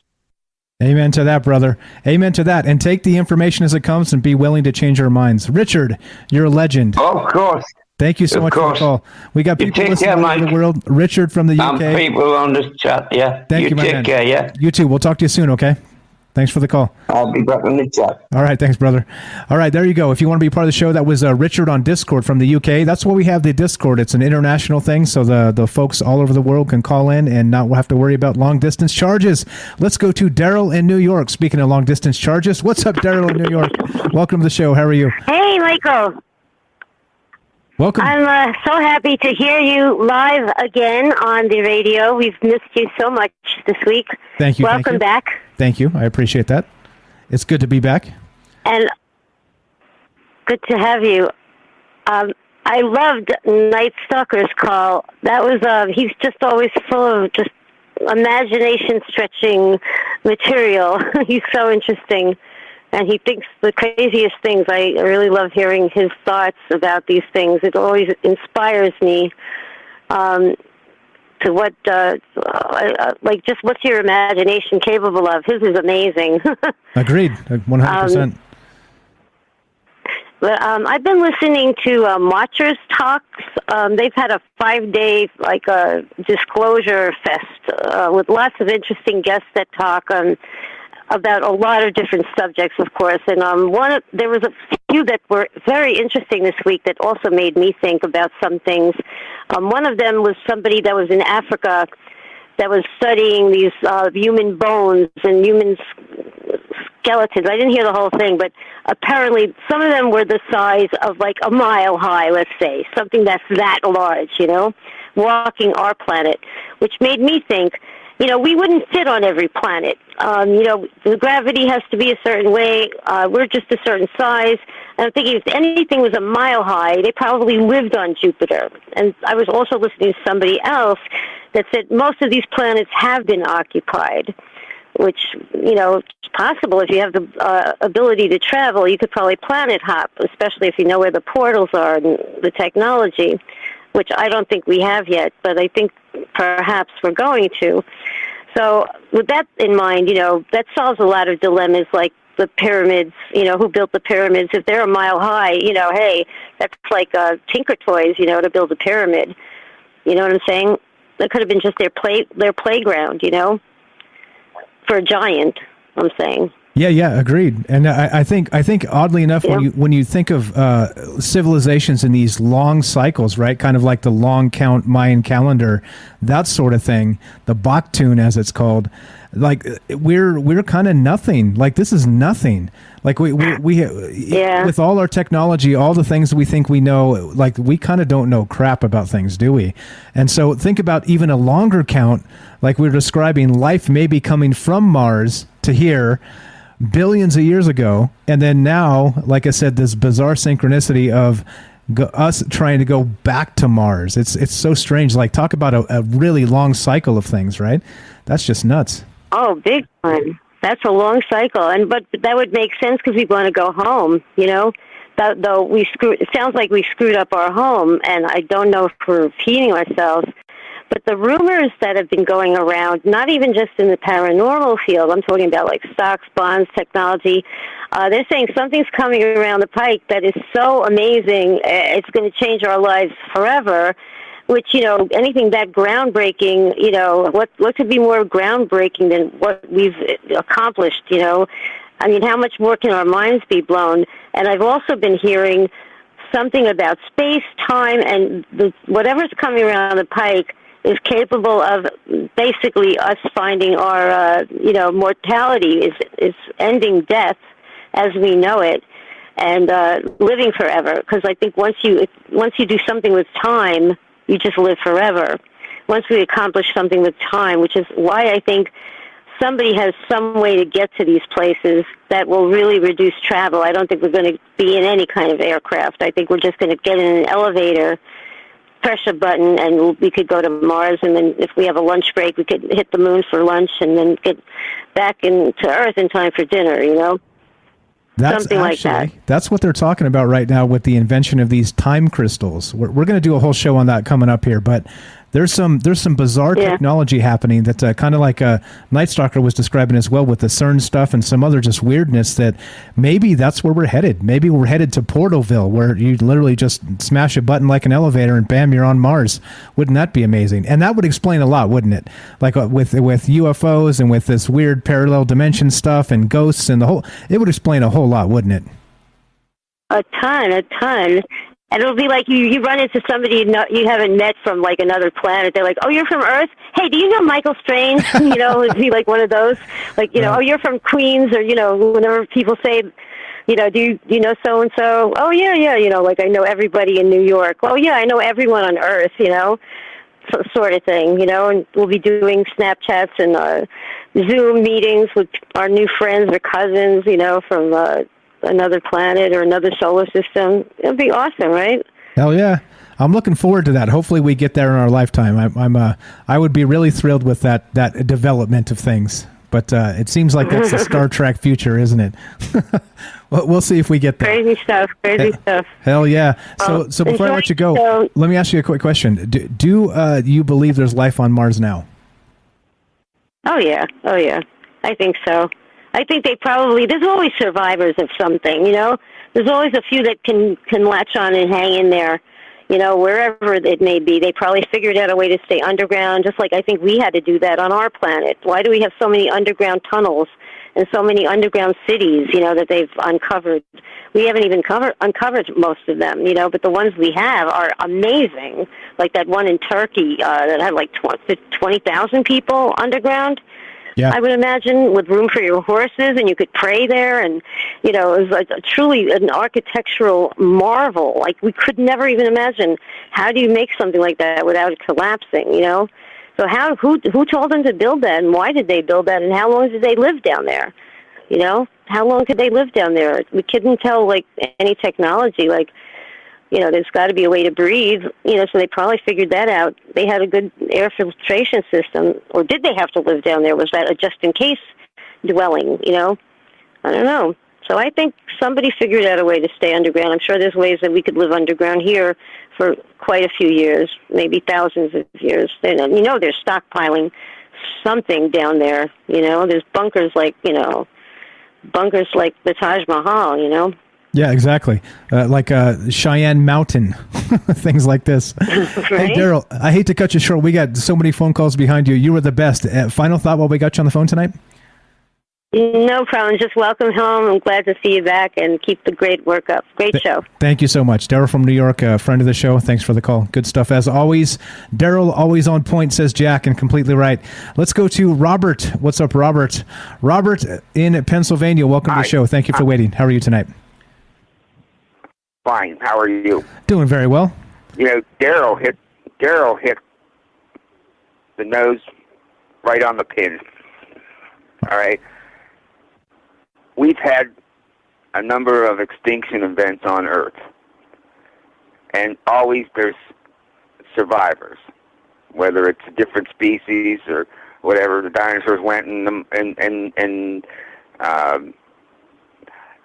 that whatever happened on Mars would be no different. There would have to be survivors. Something survived it. Life will survive, even if it's a small amount, a fraction of what it used to be. What I'm curious about, and I agree with her, if there's life on Mars, it's probably subterranean. It's probably the generations and generations of billionaire families that built those things there, knowing that, they had destroyed their planet, and so they're surviving underground. I've read years ago about something called the Dero, all right, that supposedly live in subterranean caverns and are of an advanced civilization that somehow has a unique ability to control everything that's going on our planet. I don't know how. That was a guy named Shaver that would write those types of things back in the 40s, I believe. But what puzzles me I believe that people live multiple lives. You die, you come back, you die, you come back, that sort of stuff. All right?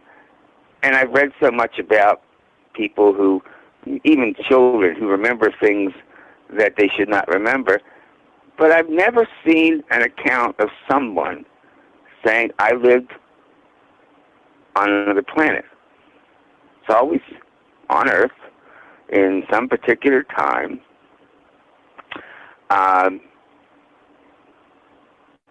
And that puzzles me.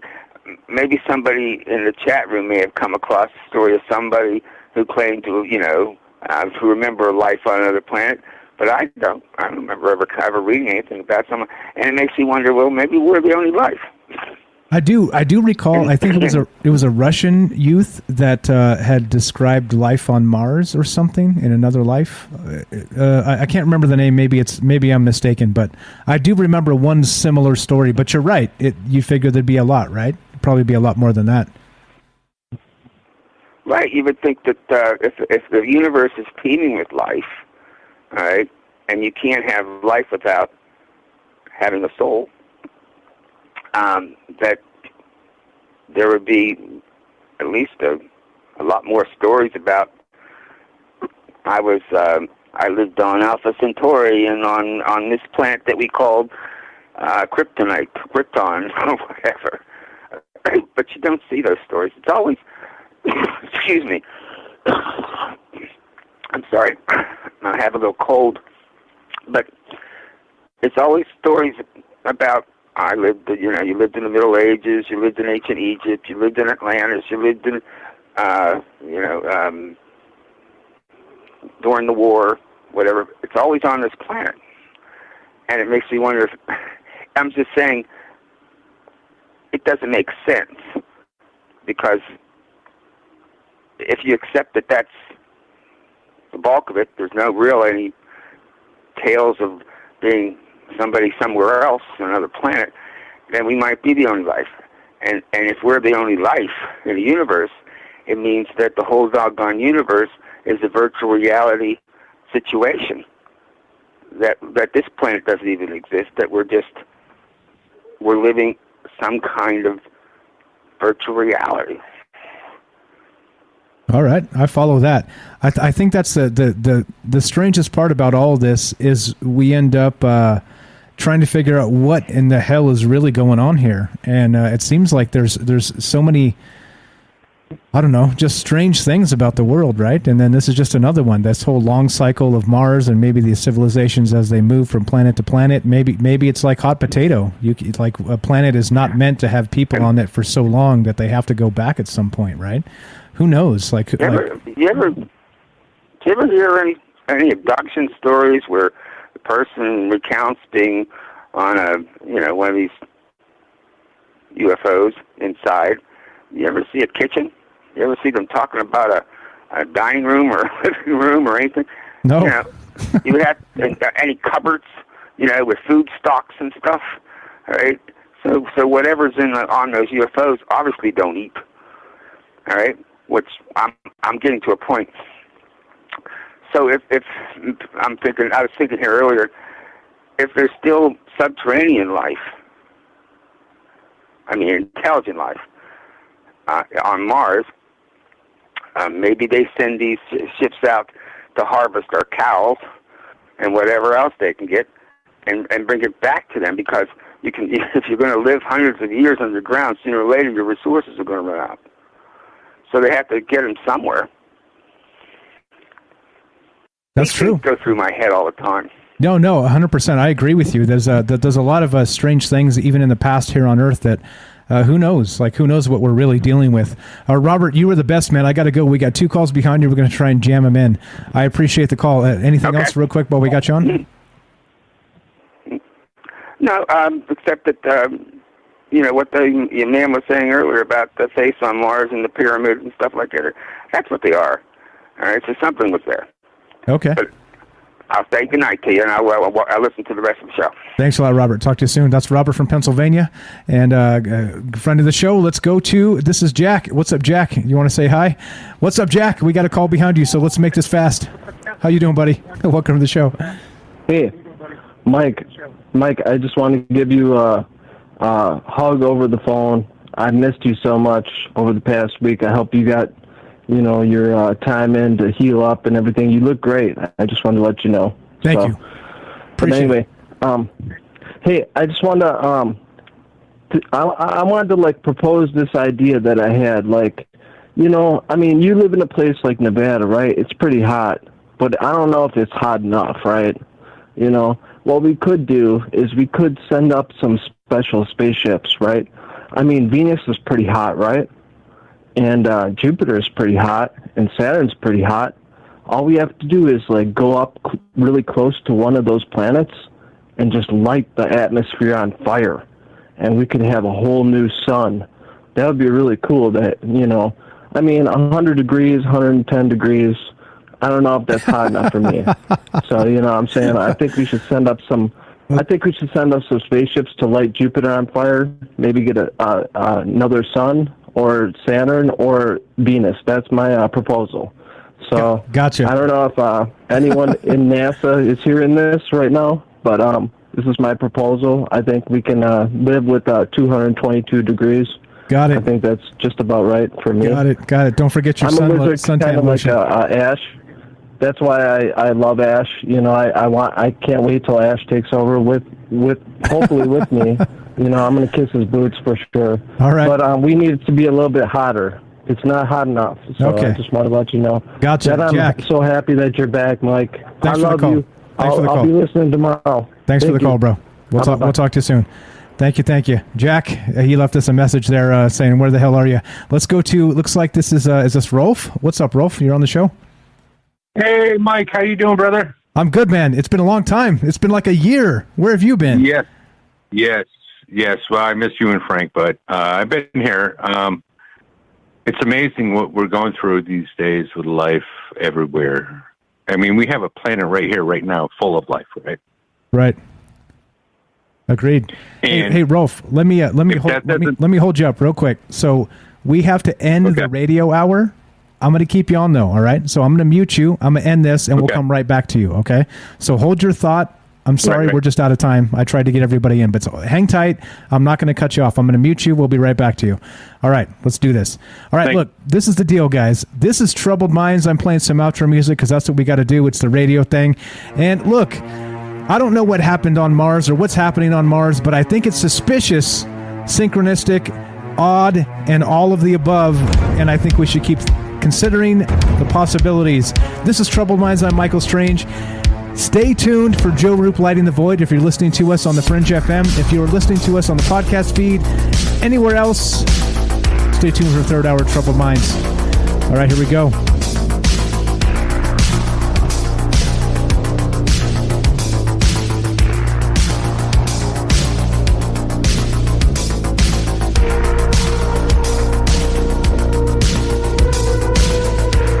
This is where I usually say, be sure, be strong, be true. And thank you for listening from our Troubled Minds to yours. Have a great night.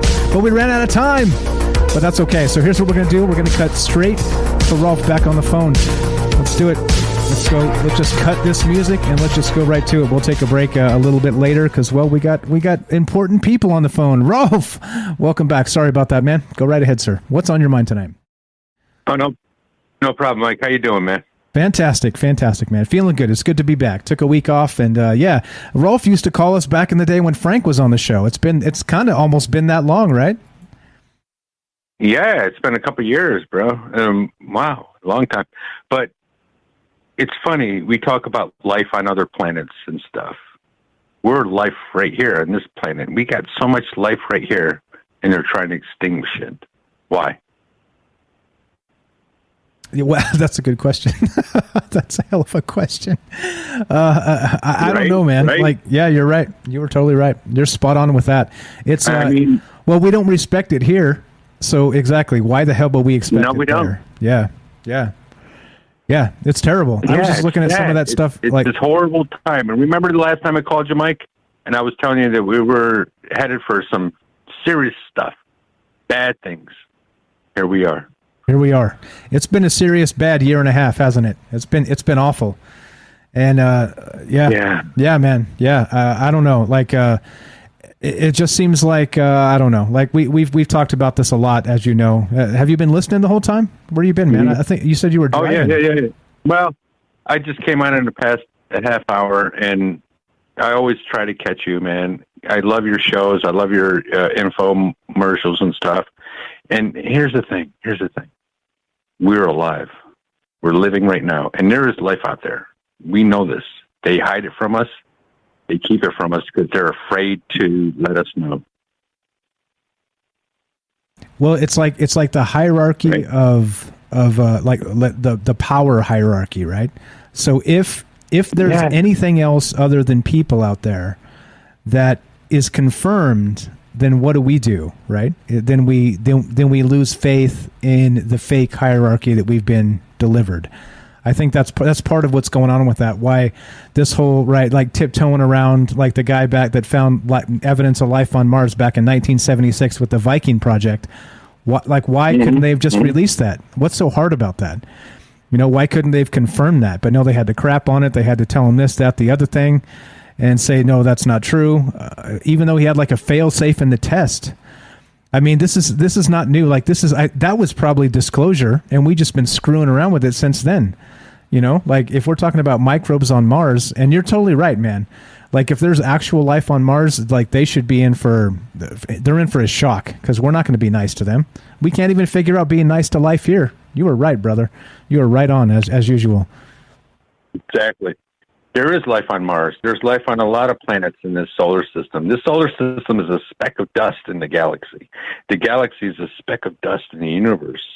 And there's so much life out there that we think life. But there's so much more that we don't know about life. But here we are. And I love it.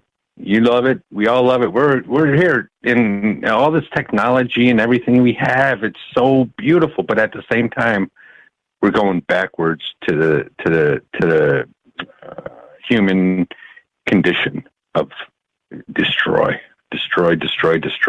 kill it. I don't get it. We should be out there with them, but they don't want us. Why? Why don't they want us? Is it because we're like them? I don't know. I hate it, brother. Yeah, it's a good question. I don't know, man. I have no idea. I think the problem with all this is, well, we don't know.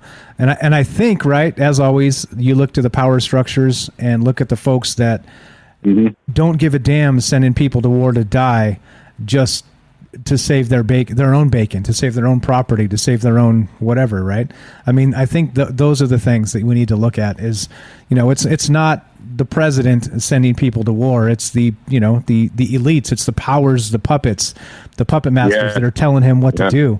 It's just until we get over that, I don't think we're ever going to get there. I don't think we're ever going to get to the point where we do respect life on that level. But I think though, the earth and nature and the universe has a way of snapping back on that. I don't think it's going to be like a situation where we're allowed to just run amok forever. Like something's going to come and just smack us down for being stupid humans. It's right here. We're stupid humans. It's happening now. It's happening now, Mike. Yeah, that's a good point. They're smacking us down with all this freaking stuff of disease, flus, corona, the Delta. They're doing it. This is the power. We're watching and witnessing the power. Bigger than freaking Hitler. Bigger than Nazis. Bigger than we don't even know. And here we are. We're talking about this stuff, and they don't want us. They censor us. They shut us up. But you're here, bruh. You're here, and I thank God that you're here, man, because you are and I want everybody to know this. You're the man to help us to get it out. Thank you. They keep taking us down. Thank you. Well, they're not going to win. They can't win, man. They can't. Like they can try. I think it's going to get. I think it's going to get ugly before it gets better because they understand that we're starting to wake up. They understand that we're onto them. We know what's happening. Well, there's no longer just three networks: ABC, CBS, and NBC. That's it.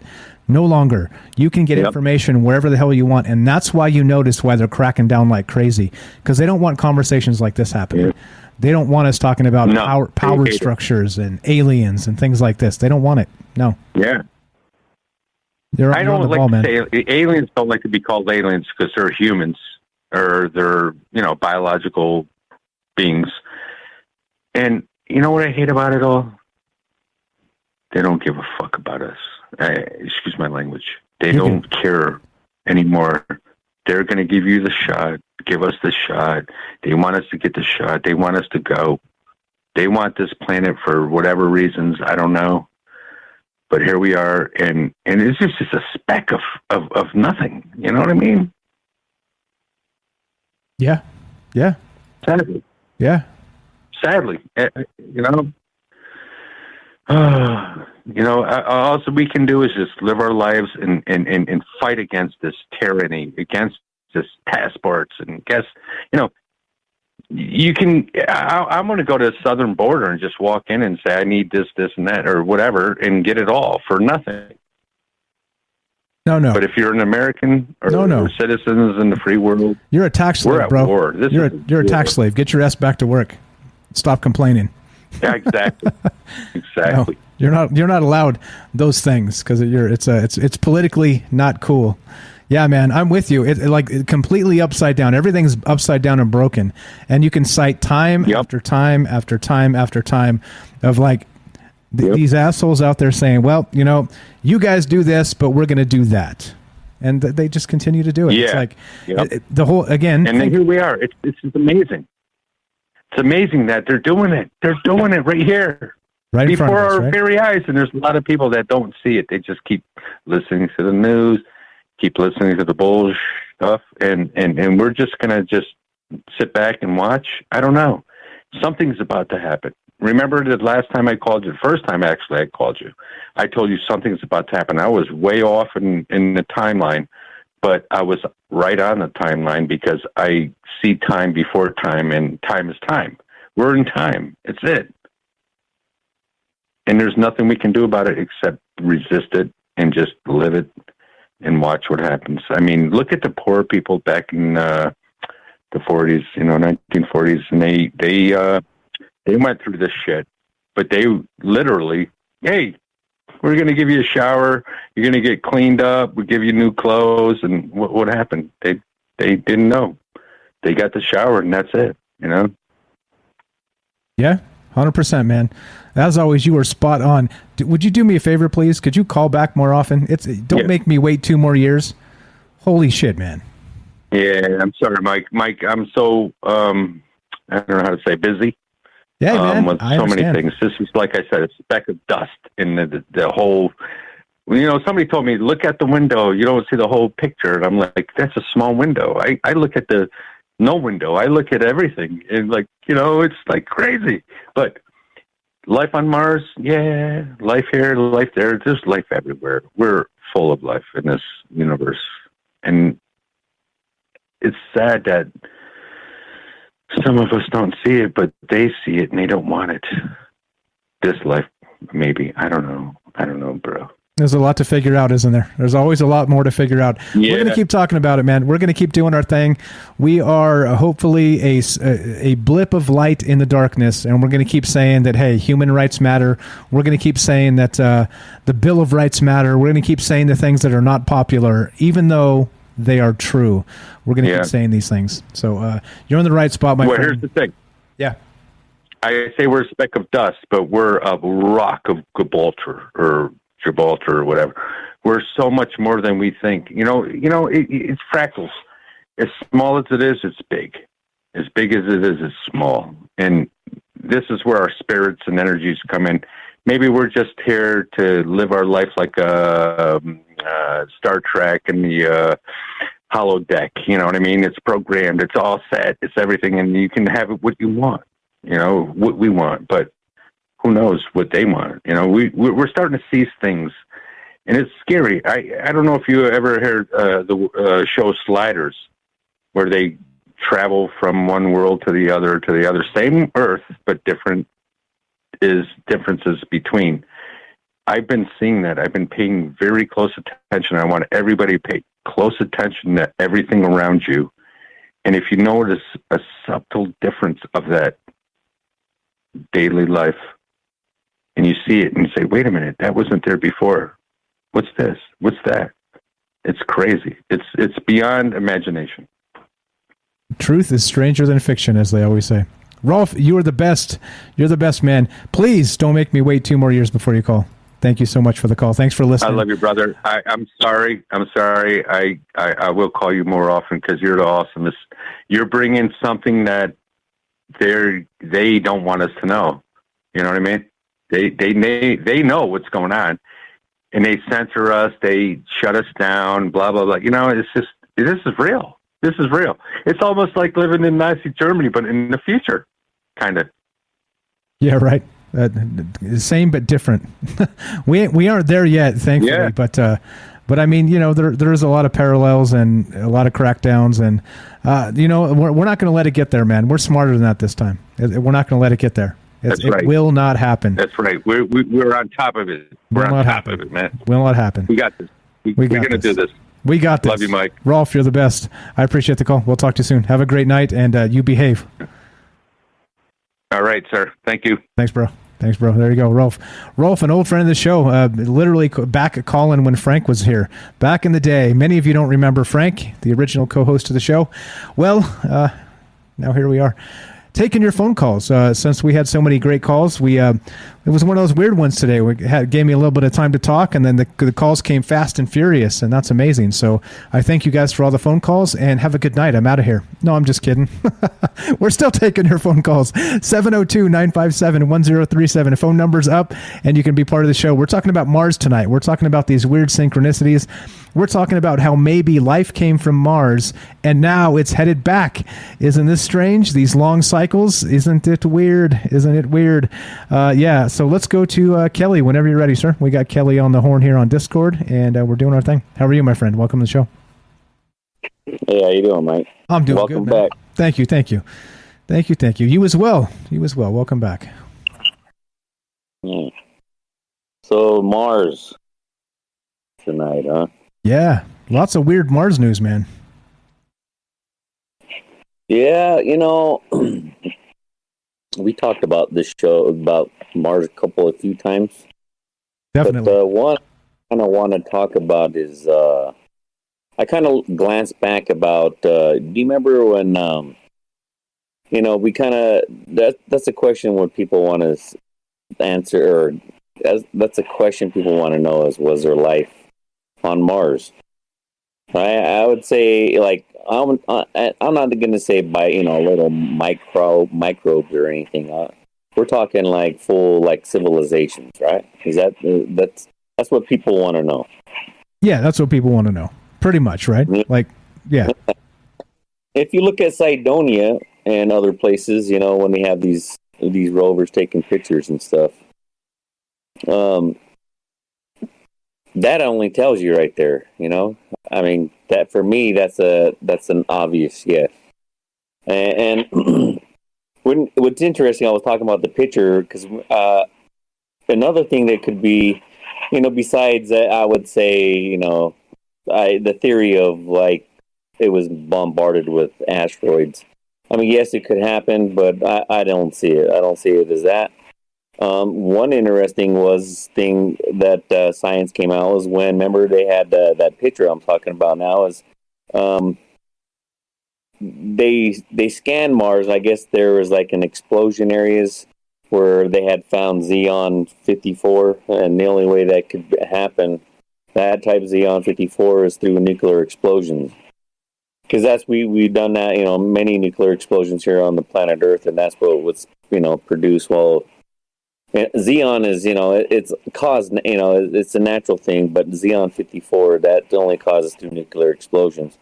What's interesting, when I was looking at that picture again, it was around Cydonia area and west of Cydonia in the Galzu Chaos area.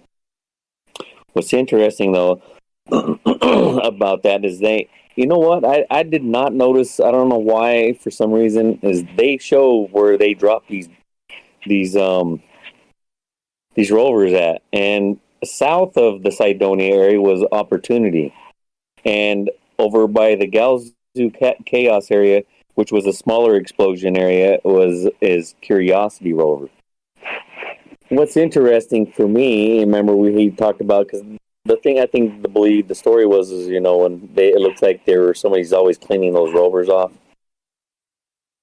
Yeah, But what's yeah. If you guys don't know what he's talking about, we talked about this a while back. So they have the solar panels on these rovers, and they say that there's these dust storms that come through Mars, and they get the solar panels get covered in dust, and then they have these photographs later of these solar panels being pristinely cleaned off, but you don't know who's cleaning them off. It's literally like not a speck of dust on these things, where before they were covered, like literally covered in Martian storm, right? It kind of doesn't make sense. But yeah. If you guys don't know, sorry to cut you off, but yeah, go right ahead, sir. No, that's good. But what I'm kind of speculating here is that the Opportunity rover, that was the one south of the Cydonia area, and lo and behold, the science now, or NASA, is claiming that Opportunity went offline. There's no more. They've been trying to get a hold of it since June. I think they finally reached the area they're supposed to be looking at. If it was south from Cydonia when they were, looking, and I think maybe Opportunity is in the area they really want to take a look at. That's my theory on that one. But other than that, yeah, it could be an ancient nuclear war, the explosions, because we have trace of that Xeon 54 in those two areas that they've supposedly scanned, and to tell you. That's what they're detecting in those areas anyway. That's the whole point I was trying to get at. But yeah, it's pretty interesting because I don't know why science. I mean, I understand they want to find out the building blocks of life, but it's pretty ridiculous. We all know that there's life everywhere on every planet. Whether it be microbes or not, But that's what they're want to be exciting about, because. I mean, that's obvious, but I think it was sometimes that the humans or some people try to forget that, they're looking, maybe what are they looking for? Carbon base? Maybe some things that could be silicon based. You never know, we don't even know nothing, really. We don't even know the depths of the oceans yet. So for me, I don't understand where they can say that they found a meteor over in, the Antarctic, and they're saying it's from Mars. How? How do they know that? Yeah, it's not even. They've never even had a sample. Didn't they just supposedly couldn't even get a sample from Mars? They're still working on it. They just drilled in and couldn't even pick up some soil sample from the rock there. So I don't know. That's a good question, right? So I mean. Clearly, as everything, it's more complicated than that. But you're right. Like, how if we don't have a sample to compare against, then we're assuming it's from Mars, right? I think that's probably the case here. Yeah, it's what is this? Panspermia. Right? Yeah, panspermia. Yeah, I mean, I see that is possible, and that can happen. But to say this rock is from Mars, we never even. But I seen the picture that that I seen the story. But to me, they look like a pile of dust that they were, that they could pull that sample from.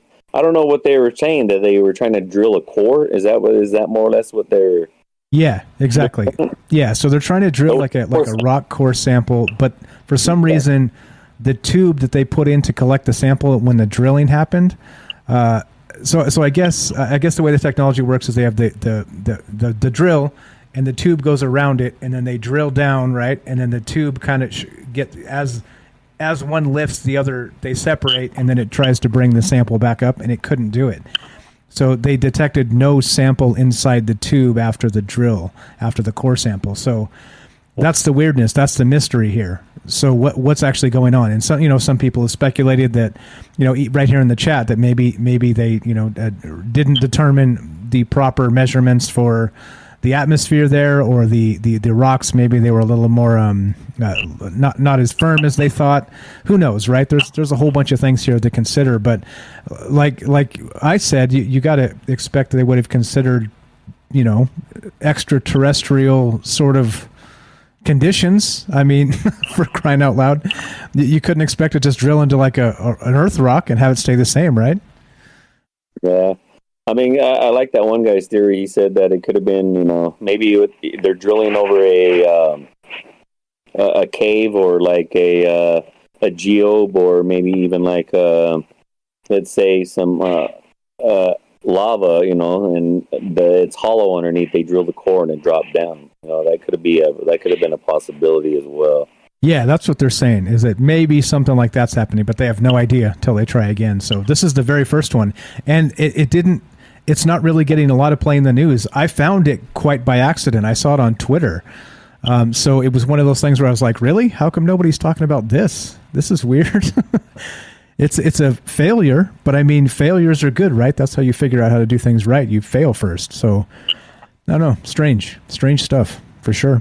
But so clearly, what about the long cycle then too? Like we were talking about, pretty interesting how it kind of falls back into that Anunnaki cycle, right? Where literally we're talking about Mars and the way station in Ikigi and the whole deal, man, the whole deal. Well, I didn't want to get into that one, but you don't have to. You don't have to. Yeah, that's. I mean, come on, these things are in like 10,000 clay tablets. 10,000-year-old clay tablets, right? These stories come from there, and they're explaining exactly. That's what I'm saying. I sit back and watch the science. Just kind of, just all they're doing is, they're just more or less, in my eyes, they're just saying, hey, yep, these stories are true, but we're going to give you our side of it, right? Because exactly what it is. At one time, the reason why life disappeared on Mars, for me, could be in I think it was a war. It's a galactic war, because some of the stuff that that you look at, even some of the in the stories, they were taking out some of these major cities that were here on Earth, right? They had wars, galactic wars, between the families. But you can see burn patterns even in ancient Peru. And you can, and it actually looks like, I don't know, man. Some people would consider that it was like a solar flash that kind of came in and hit the Earth. But to me, some of these things are the way they're like in lines and the way it splashes it, and it's vitrified these walls. They're made of glass now. So it's crazy. I mean, the surface is made of glass, more or less. It's vitrified, the whole surface of it, and that's not. And these are like in major cities. Like one of them was I think in Punapunku, and the other one was in one of the cities in Egypt. And these are happening everywhere. So these stories, again, like the Anunnaki story, right? For example, like the whole thing. It's Lamu, right? And it was crazy. They even talk about Alalu, the first king that died off planet, which was in Mars, and they put him inside that little mountain, right? That they carved his face on. That's the face of Mars. His name is Alalu, right? And yeah, Igigi was there, and when they came down here to Earth, that's the whole fallen angel stuff in the Bible.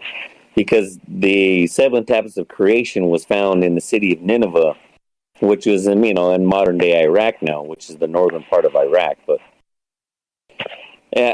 it's crazy though, because the reason in those stories they're saying when Nibiru comes around, it ripped a lot of the atmosphere off, because it depends on where the planets are arranged or where they're at. When this other planet is in, if it's further away from the sun, when it's passing between Mars and Jupiter, I believe, and that's the whole thing of the asteroid belt. It was part of the planet. Like this planet was another planet. It was. They're claiming that in this story is that it was the head of the planet of Tiamat. That's what Earth is. Ki was the original name. Anunnaki that's the ones who came to Earth. That's the name that we're given. So Earth was called Ki. So yeah, I mean, and they've talked about that they had these weapons. They called them the weapons of terror, and they were like nuclear weapons, nuclear bombs. And the way they explain them, they had this fog that rolled in, and it was like a nuclear fog that came in, and everybody. The way it explains it was like died of radiation. They had burns. Their skin pussed up like bubbles.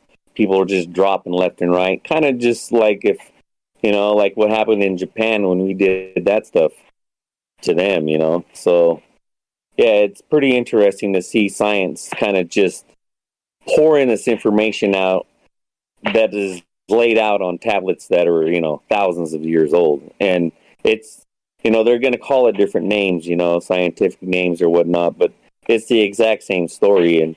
And that's what's incredible to me, just to, sit back and watch this happen. Yeah, they flip flop and they go back and forth to whatever the hell is really happening here.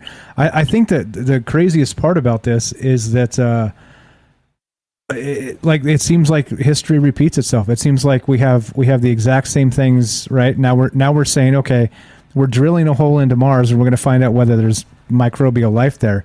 This dude back in 1976 who just passed away this week, in the same week they're drilling the first time on Mars, said no, like there's microbial life on Mars. You know what I mean? Like that's 45 freaking years ago. Are you kidding me?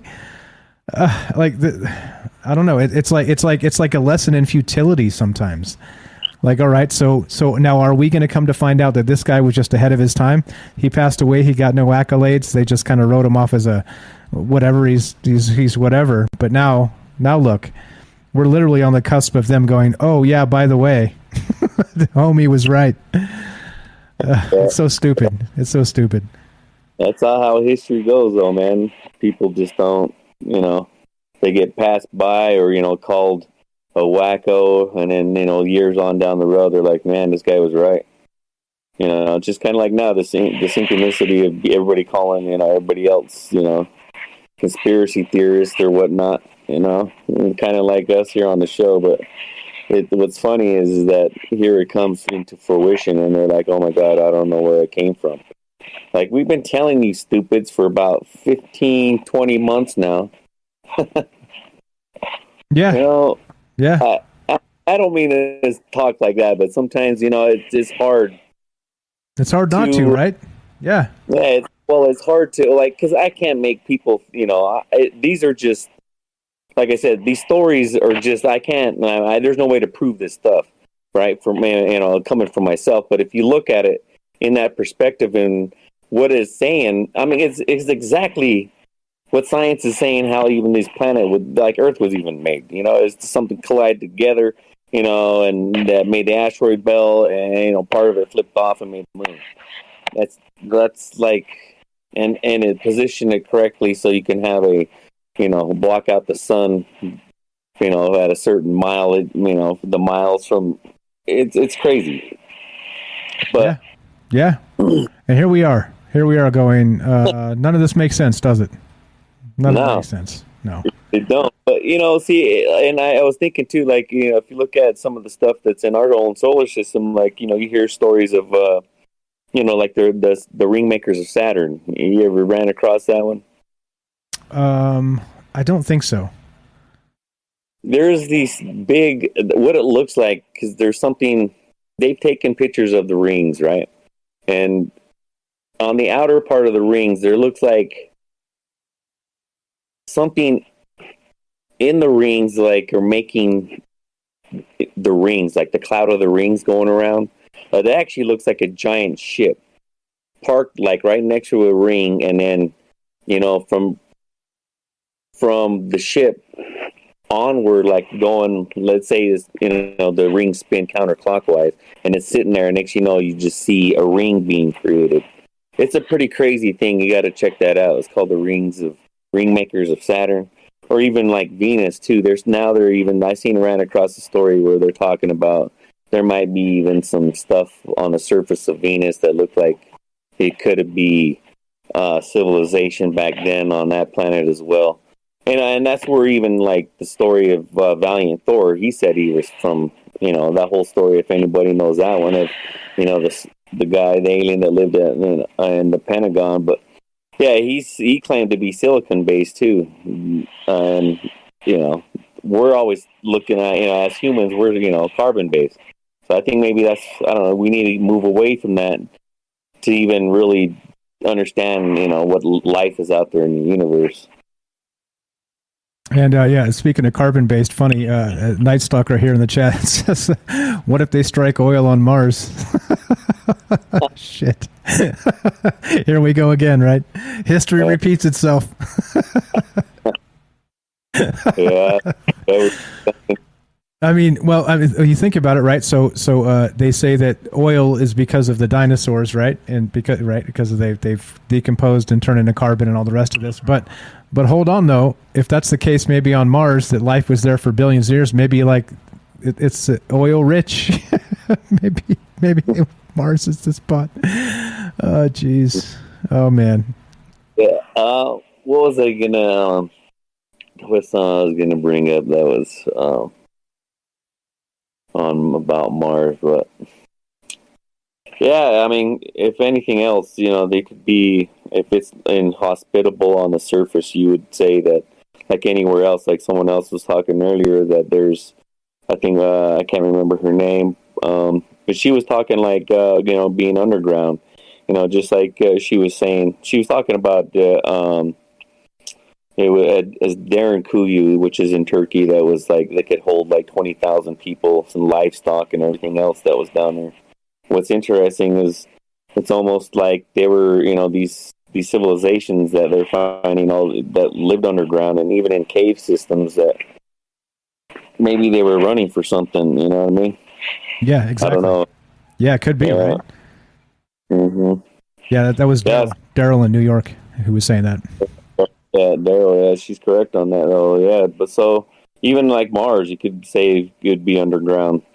I don't know, man, because it's pretty. It's you can't really.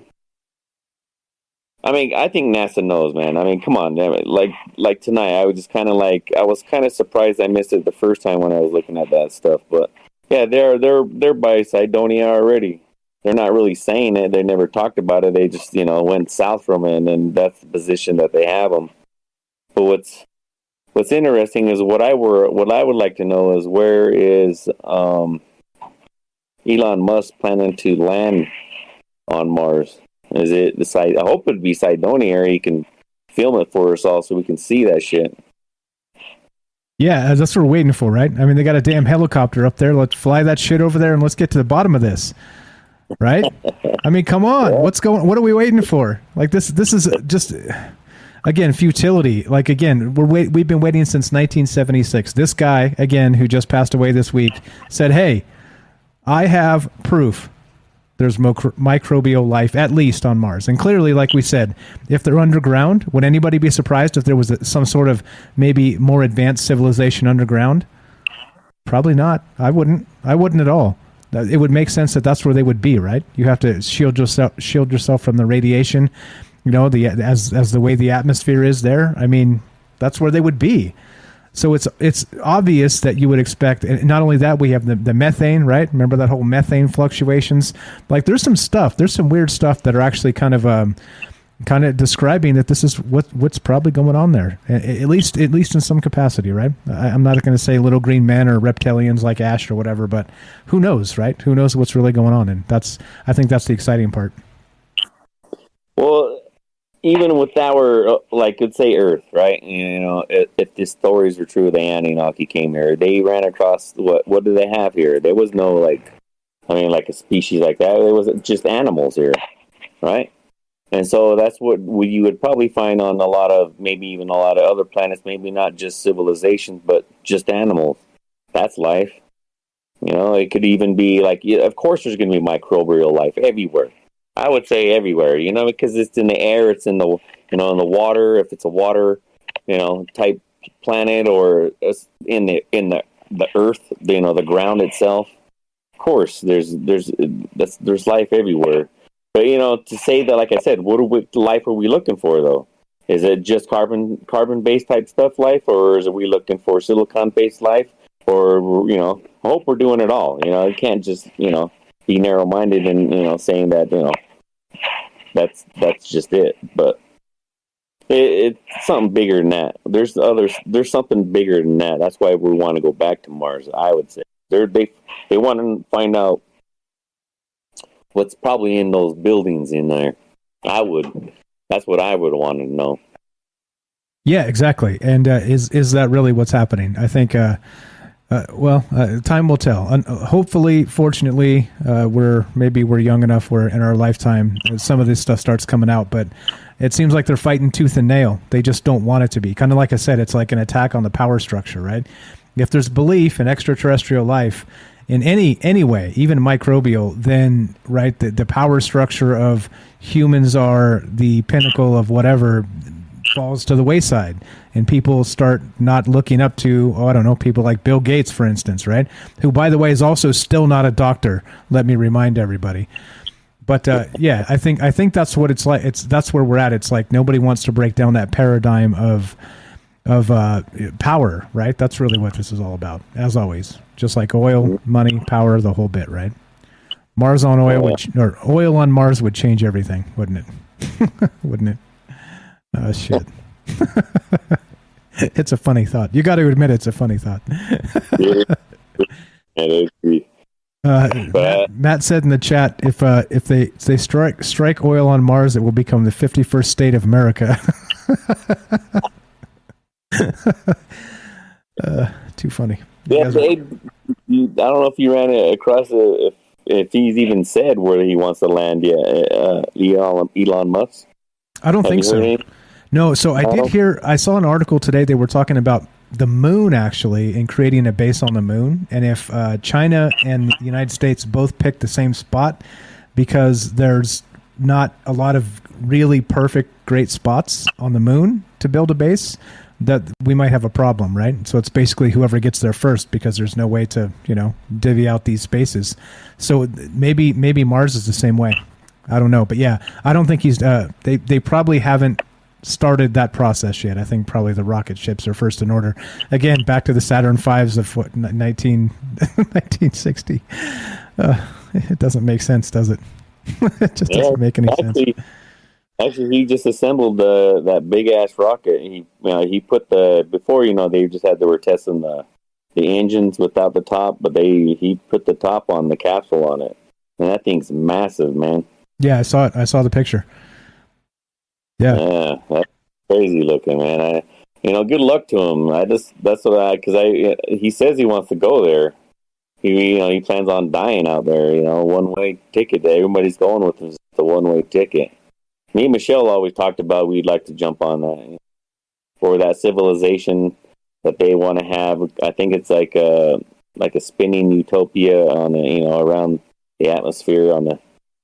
Kind of like the space station, but much bigger. But yeah, we were even looking at that as well. Or Angordia or something like that. I can't remember right now what they call it. Yeah, I think they're still doing applications for that whole thing too. I don't know. We'll see. We'll see. Hopefully, like I said, hopefully, like Daryl was describing, maybe in our lifetime we'll have the portal system. We don't have to deal with all the rockets. No thanks. No thanks. I don't think rockets anymore anyway. That's just a show and tell type thing to see who can spend the most money and try to do it the old fashioned way. Because with Elon Musk, I mean, look what he already did in the short time he already had. He already made NASA look like idiots. He's bringing back their rocket boosters and reusing the shit. But NASA couldn't get that down over them years they spent and billions of dollars they spent. Right, and all those years on the rocket technology, yeah, it again, right, part of the upside down, how things kind of don't make sense. Why haven't we been back to the moon? So much there that's like, not only that, right? They're looking for a new spacesuit because they're saying the old spacesuits won't work. Like, wait, what? Like why won't they?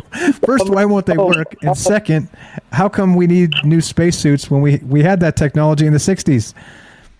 Come on, people. Come on. Lost all technology. Yeah. Now we lost it all. Everything. We lost everything. We don't know how to get there. We don't know what we're doing. Which again, call me a conspiracy theorist, fine, but doesn't that seem suspicious to you? It's like we don't know the way. Ever. I mean, come on. You guys lost every reel. You lost everything. You lost everything. I mean, that thing was made out of almost aluminum foil and part with cardboard, and we went to the moon in that thing how many times? I mean, I don't know, man. and then they say that they lost everything. We lost it. I mean, it came out their own mouth. We don't have the technology to do it anymore. We lost it. Are you? I mean, that's like, that is the stupidest shit ever. It makes no sense. It makes absolutely no sense. Yeah. It was stolen by the Russians, right? Because the Russians are behind everything. No, it's dumb. It's dumb. It's a dumb thing. It's like, really. What are we going to do, man? I don't know. We'll keep talking about it. We'll keep pointing out the inconsistencies of the world around us, and that's what we do. We got Jay behind you, man. You want to hang out, or you got to bounce? I always know you're down for either, so you tell me. Yeah.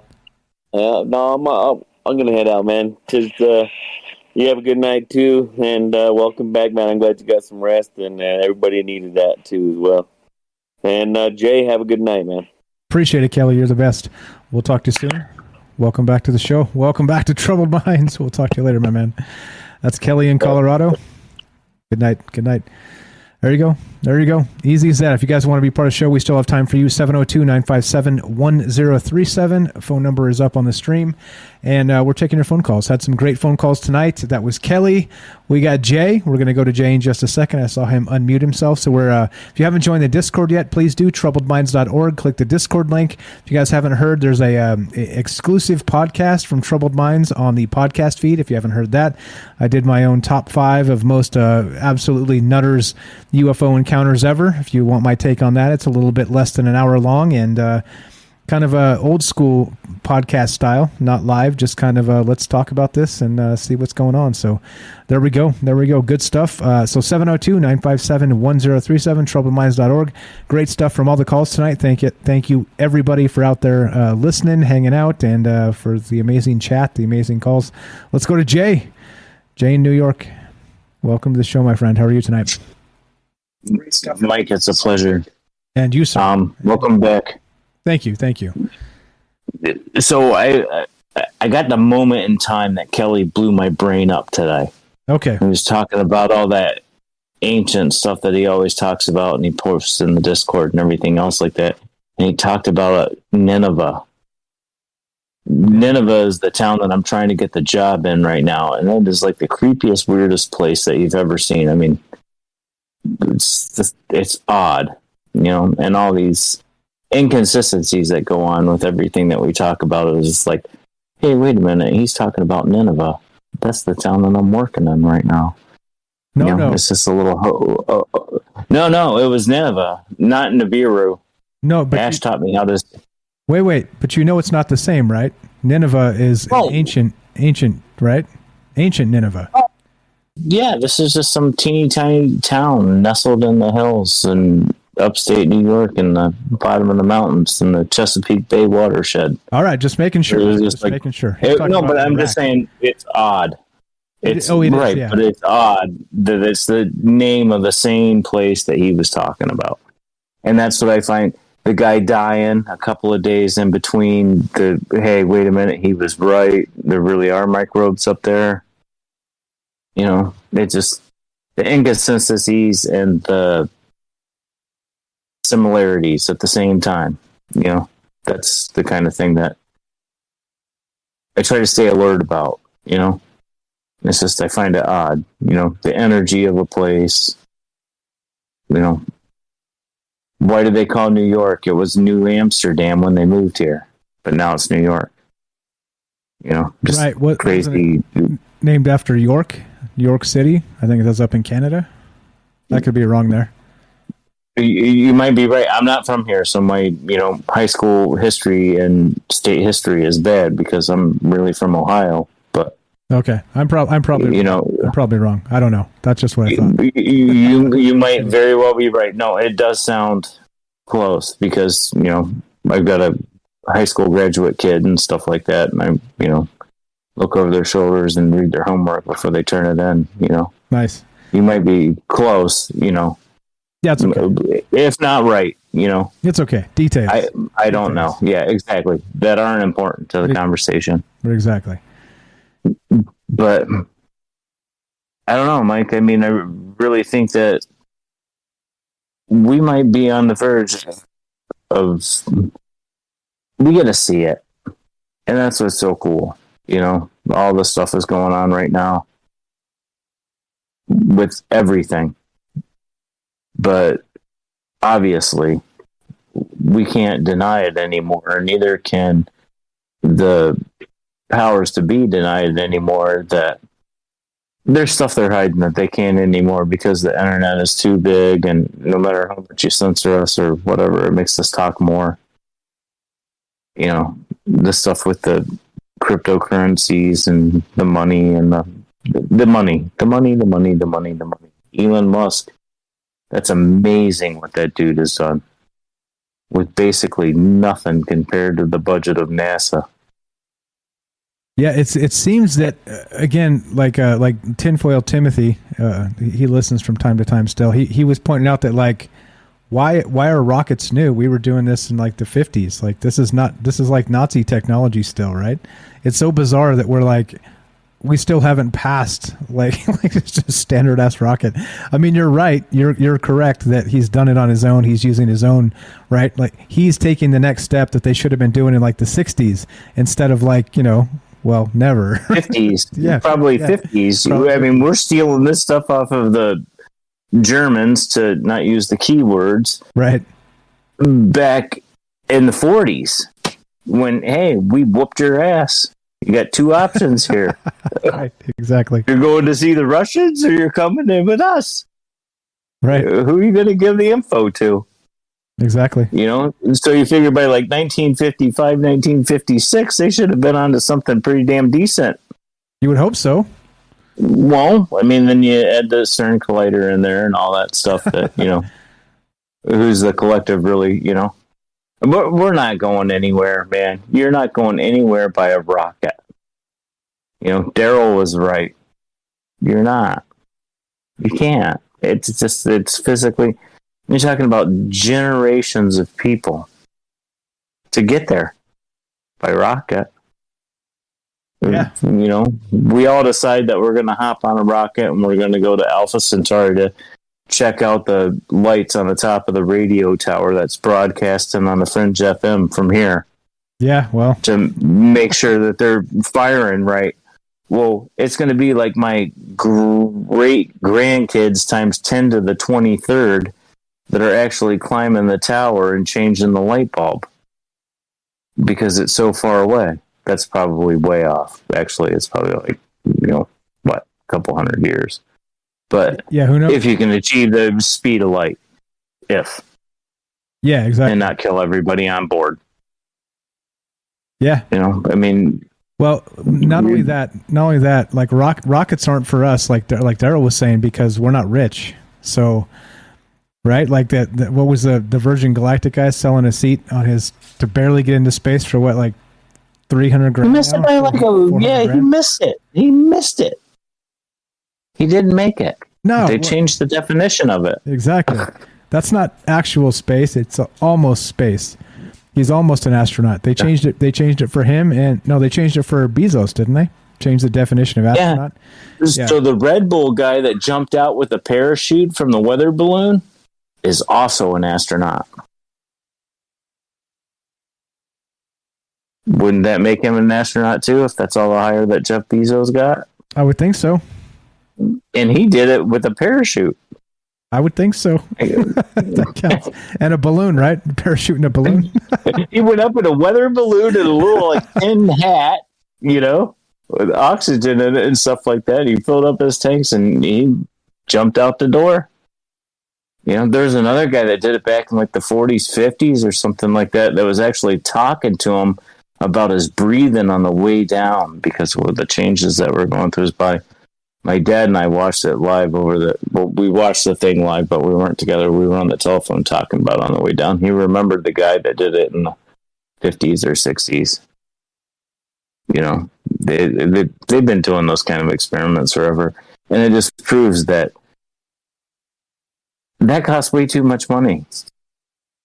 You know, if you want to go someplace really far away, you're Einstein and it, Tesla, generating a whole kind of bunch of energy, and you're bending it and twisting it around to get to where you want to go without the petrol. Exactly. You know? Exactly. I had to go get the little monster. She's over here making noise. Little Luna. Little Luna puppy. But yeah, no. So Luna. So what do you think about life on Mars then? Do you think this is real? Do you think this is what are we playing patty cake with here? Like, why the back and forth? Why the BS? What's actually happening here? I wouldn't be surprised if there was bugs and little critters and Luna sized running around up there. People.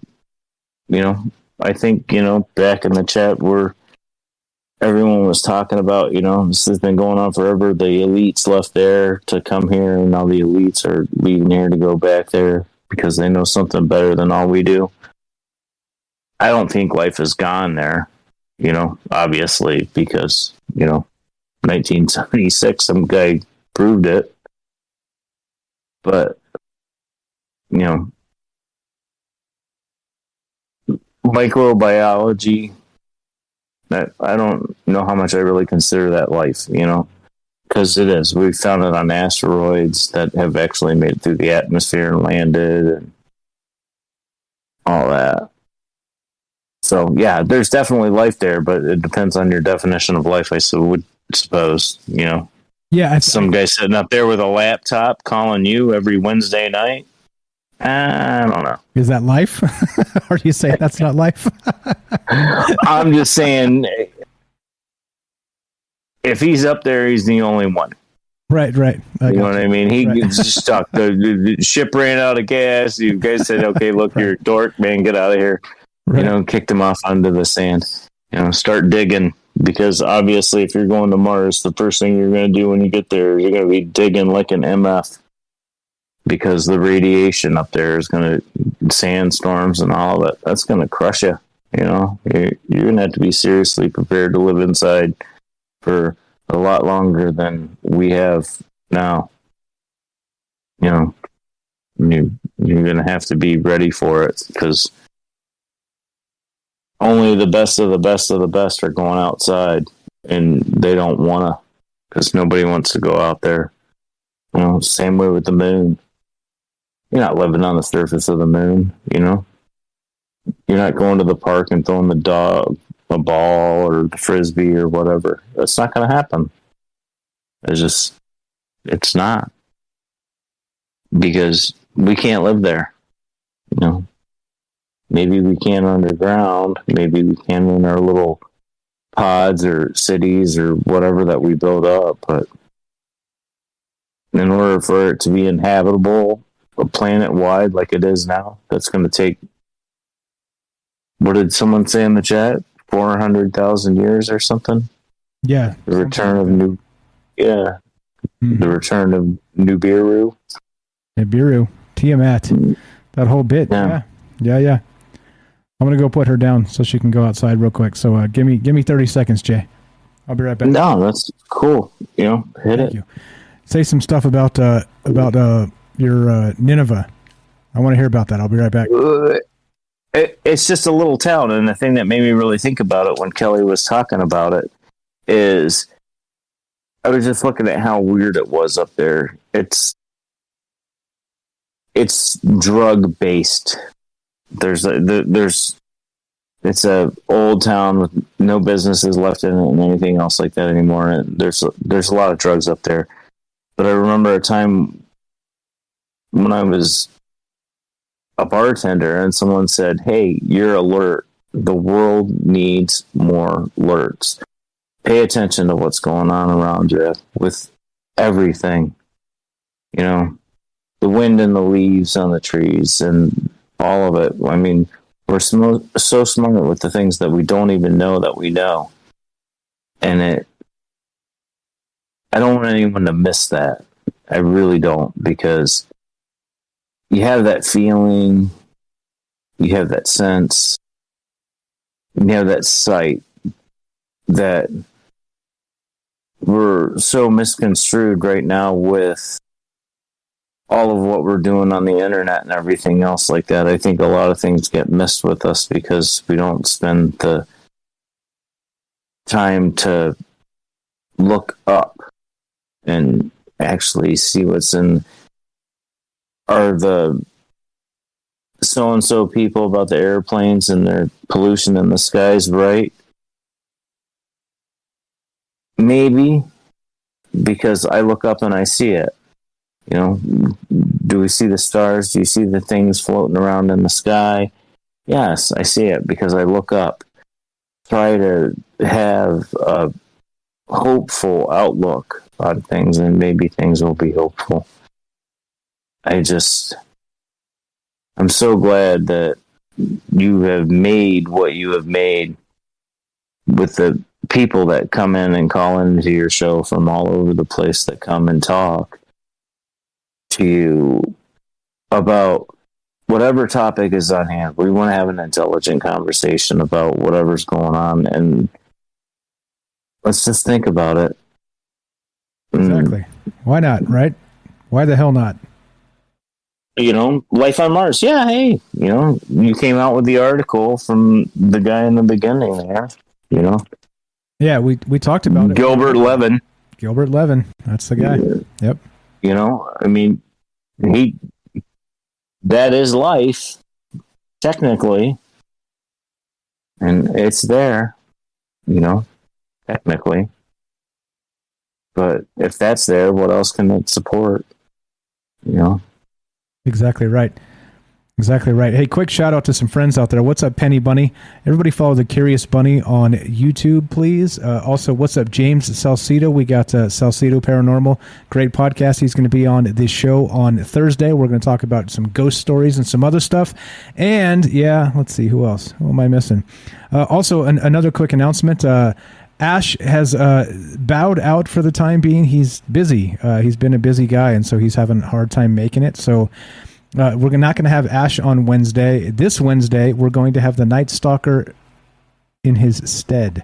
So if you guys like the Night Stalker, he blows your brain. Well, Derek from Massachusetts has said he wants to be on the show Wednesday, and we're going to do it. So we got a couple fantastic guests out there from the audience. They're out there right now, and shout out to those guys. If you guys have social media you want me to plug or link or any of the rest of that, let me know. Let me know. I would be happy to. Like I said, this is not one of those, you know, we have some reach. I'm okay if we share it. I'm okay to let you guys know that hey, it's okay. You contribute to the show. You guys are friends of the show. Let's get your social media out there. Let's share the love. We can all succeed. This is not a competition. We can all be great at what we do and get information out. So just to let you guys know, it's okay. That stuff is okay. And yeah, there we go. So, and also, by the way, speaking of that, Tam Bam, could you drop me your Instagram again? I redid this stuff and it saved me a link. If you can drop that for me, I'll add you back to the list there. So there you go. If you guys, again, I have Robert's book linked up. If you guys, again, like I said, if you guys contribute to the show and have stuff that you want to plug, it's a community here. And so we're not, I believe we can all succeed together by helping each other out. So there we go. There we go. All right. So there you go. There's the cutoff. Go ahead, Jay. Sorry. Back to you, my friend. Right. Go right ahead. No, I 100% agree with you. I mean, that's what's great about, this is going to seem like a shameless plug for the Discord. You know, you took a week off there and everybody was filling the Discord up with great content all over the place. You know, we're having an awesome conversation about, and we're not jerks. That's one of the coolest things about it. You sit here and you watch the show for 3 hours and you don't see any jerks. You know, I mean, nobody really wants to hate on anybody or anything else like that. We're having an open-ended conversation about something obviously none of us know nothing about. Because if we did, we wouldn't be allowed to talk about it. Or we'd be on Mars already. That's for sure. That's right. For sure. Hopefully not shooting bugs, but, you know, no, there you go. I don't know. You know, what's really there? I mean, if you're on the ship to Mars, wouldn't you really like to know, is there a tree, 10 trees, 20 trees, 100 trees? Is there some kind of animal out there? Are there animals that are going to eat me? Are there bugs that are going to eat me? Is Ash going to come out of his cave and eat us all? You know, I mean, you look at things like that. I mean, how do you know that? You know, you look at the Stargate show that was on the Sci-Fi Network or whatever it was on there for a while.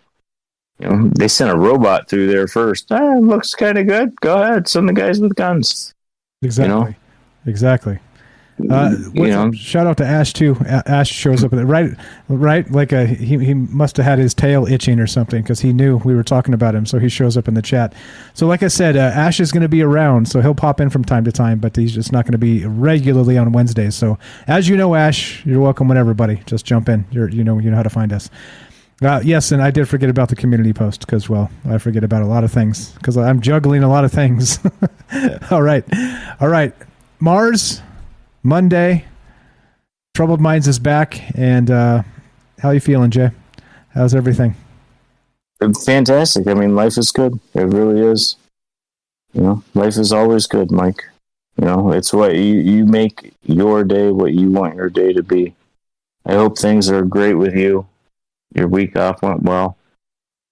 Well enough, man. I got some naps. Good. Boy, I tell you. Prayers for the family and all. Thank you. You too. You as well. All right. Let's wrap this sucker up, man. So I'm pretty sure that you have a quote for us. Am I right? But of course, you're welcome. I do. If you have anything else to say, we got time for you. So if you're welcome to say that. If you have anything, this will probably take a minute. Because this was somebody sent me on the Discord. We're living in a physical illusion created from the spoken thought. Your physical body is a temple housing our energy. Life is energy. Energy, when observed, changes with behavior because energy is conscious. Energy can either be destroyed or created. Energy is internal. Every soul is energy taking the same journey, but each soul has evolved at a different level. And that's our world famous crypto guy, Dark and Devious. He sent that to me and I was like, man, dude, that's awesome. Can I use that? Good stuff. You know, I mean, it's just we're bringing up things that nobody talks about. And I want to say that I'm worried that we're getting washed into our whatever we're thinking about, whether it be the aliens or the this or the that or the other thing or the crypto or the whatever it is, that we're getting consumed by things. That's why the shameless plug for the Discord is there, that it's information across all levels. It's not just one particular topic. And it's important. Yeah, it's important. I mean, so basically, the Discord is no shameless plug. It's free. It's not, we're not selling anything. Like, come say. I'm not making any money from Discord. Yeah, right. Exactly. Like that. I mean, that's the thing. So it's free. Come in and say hi and come meet all these smart people that call in. Most of the folks that call into the show are already on the Discord. Just so you know. So if you like more of this stuff, more of this conversation, it goes both ways here, and also the Fringe Discord. A lot of those same people are over there as well. So. There we go. So good stuff, man. Picked a quote from Dark Devious. Fantastic. Yeah, we'll do I'll get with Penny. We'll do a Penny stream as well coming up in one of these days. Let me know, Penny, how you're feeling and the rest of this stuff. There you go. Night Stalker Wednesday. That's up to him. I don't want to twist his arm and make him, but yeah, it's up to him. So okay, that's the deal. We're fantastic quote, Jay. Good to be back, guys. Thanks for missing me. Like I said, I had people literally leaving me voicemails and like, Mike, where you at? Talking to you, Jack, and people stalking me on the Discord and trying to find out what the hell's going on. And like I said, it's good to be loved. It's one of those things where I can't complain. Life is good, and we have there's always problems. We have our own problems, and that's what it is. We keep punching, we keep plugging, we keep doing our thing, and keep trying to talk about all the amazing stuff. And that's what we're going to keep doing. So you guys know the drill. Monday, Tuesday, Wednesday, Thursday, Troubled Minds. We're going to keep doing it. And yeah, there it is. Thank you. See, I feel the love. You want to do CERN? There you go. Penny Bunny wants to talk about CERN. There it is. All right, let me know. We'll set it up. Wednesday, we got Night Stalker. Thursday, we have James from Salcedo Paranormal. And, so we're booking up. Again, right, like I said, I want to do us. I want to make sure, we can reach out and find people that do other podcasts and probably grow faster that way. I think it's more important to get takes from inside the community. People hear, listen, that are part of this every day, and that means you guys. So, like I always said, if you want to be part of the show, you want to be on the show as a co-host for an evening, contact me. We'll get you in. We can talk about whatever you want to talk about. And as long as it's not too provocative for YouTube type of stuff, we don't want to get banned. But there we go. Jay, any wisdom for the crowd? Love everybody. Do your best to do something good every day. Like a Boy Scout. Do a good turn daily. Just for no reason whatsoever. There you go. For no damn good reason, go do something nice for somebody. Because the world needs more of that. And thank you. Fantastic wisdom from Jay. And the good news is we're back. The bad news is we're done. But the more good news is, God willing, we've got tomorrow. So we'll be back tomorrow doing more of this, more of the weird and strange, and who knows what the hell. I haven't decided what tomorrow is, and we'll see. And we're going to keep doing it. We're going to keep talking about it. We're going to keep punching. You guys hang in there. I know it's life is not an easy road, but we take it day by day. And thanks again for all the great support. Thanks for missing me. I missed you guys too. Thank you for all the amazing chat, all the amazing calls. Thank you, Jay, for the amazing quotes in the outro. You got it. Let's get the hell out of here. Is it time to howl? I don't always woo, but when I do, there it is. All right, there you go. That's a new one.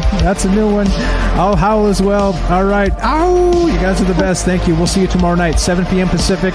And if you want more Troubled Minds and you haven't watched it yet, go check out that exclusive podcast on the podcast feed.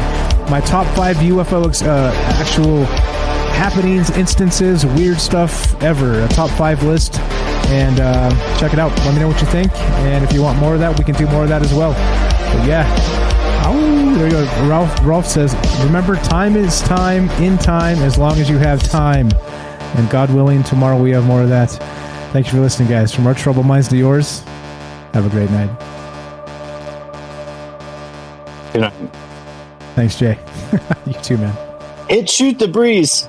Shoot the breeze. We'll be in Shoot the Breeze for a minute, guys. If you want to jump into the Discord and come hang out, we're going to be hanging out there after the show. See you there.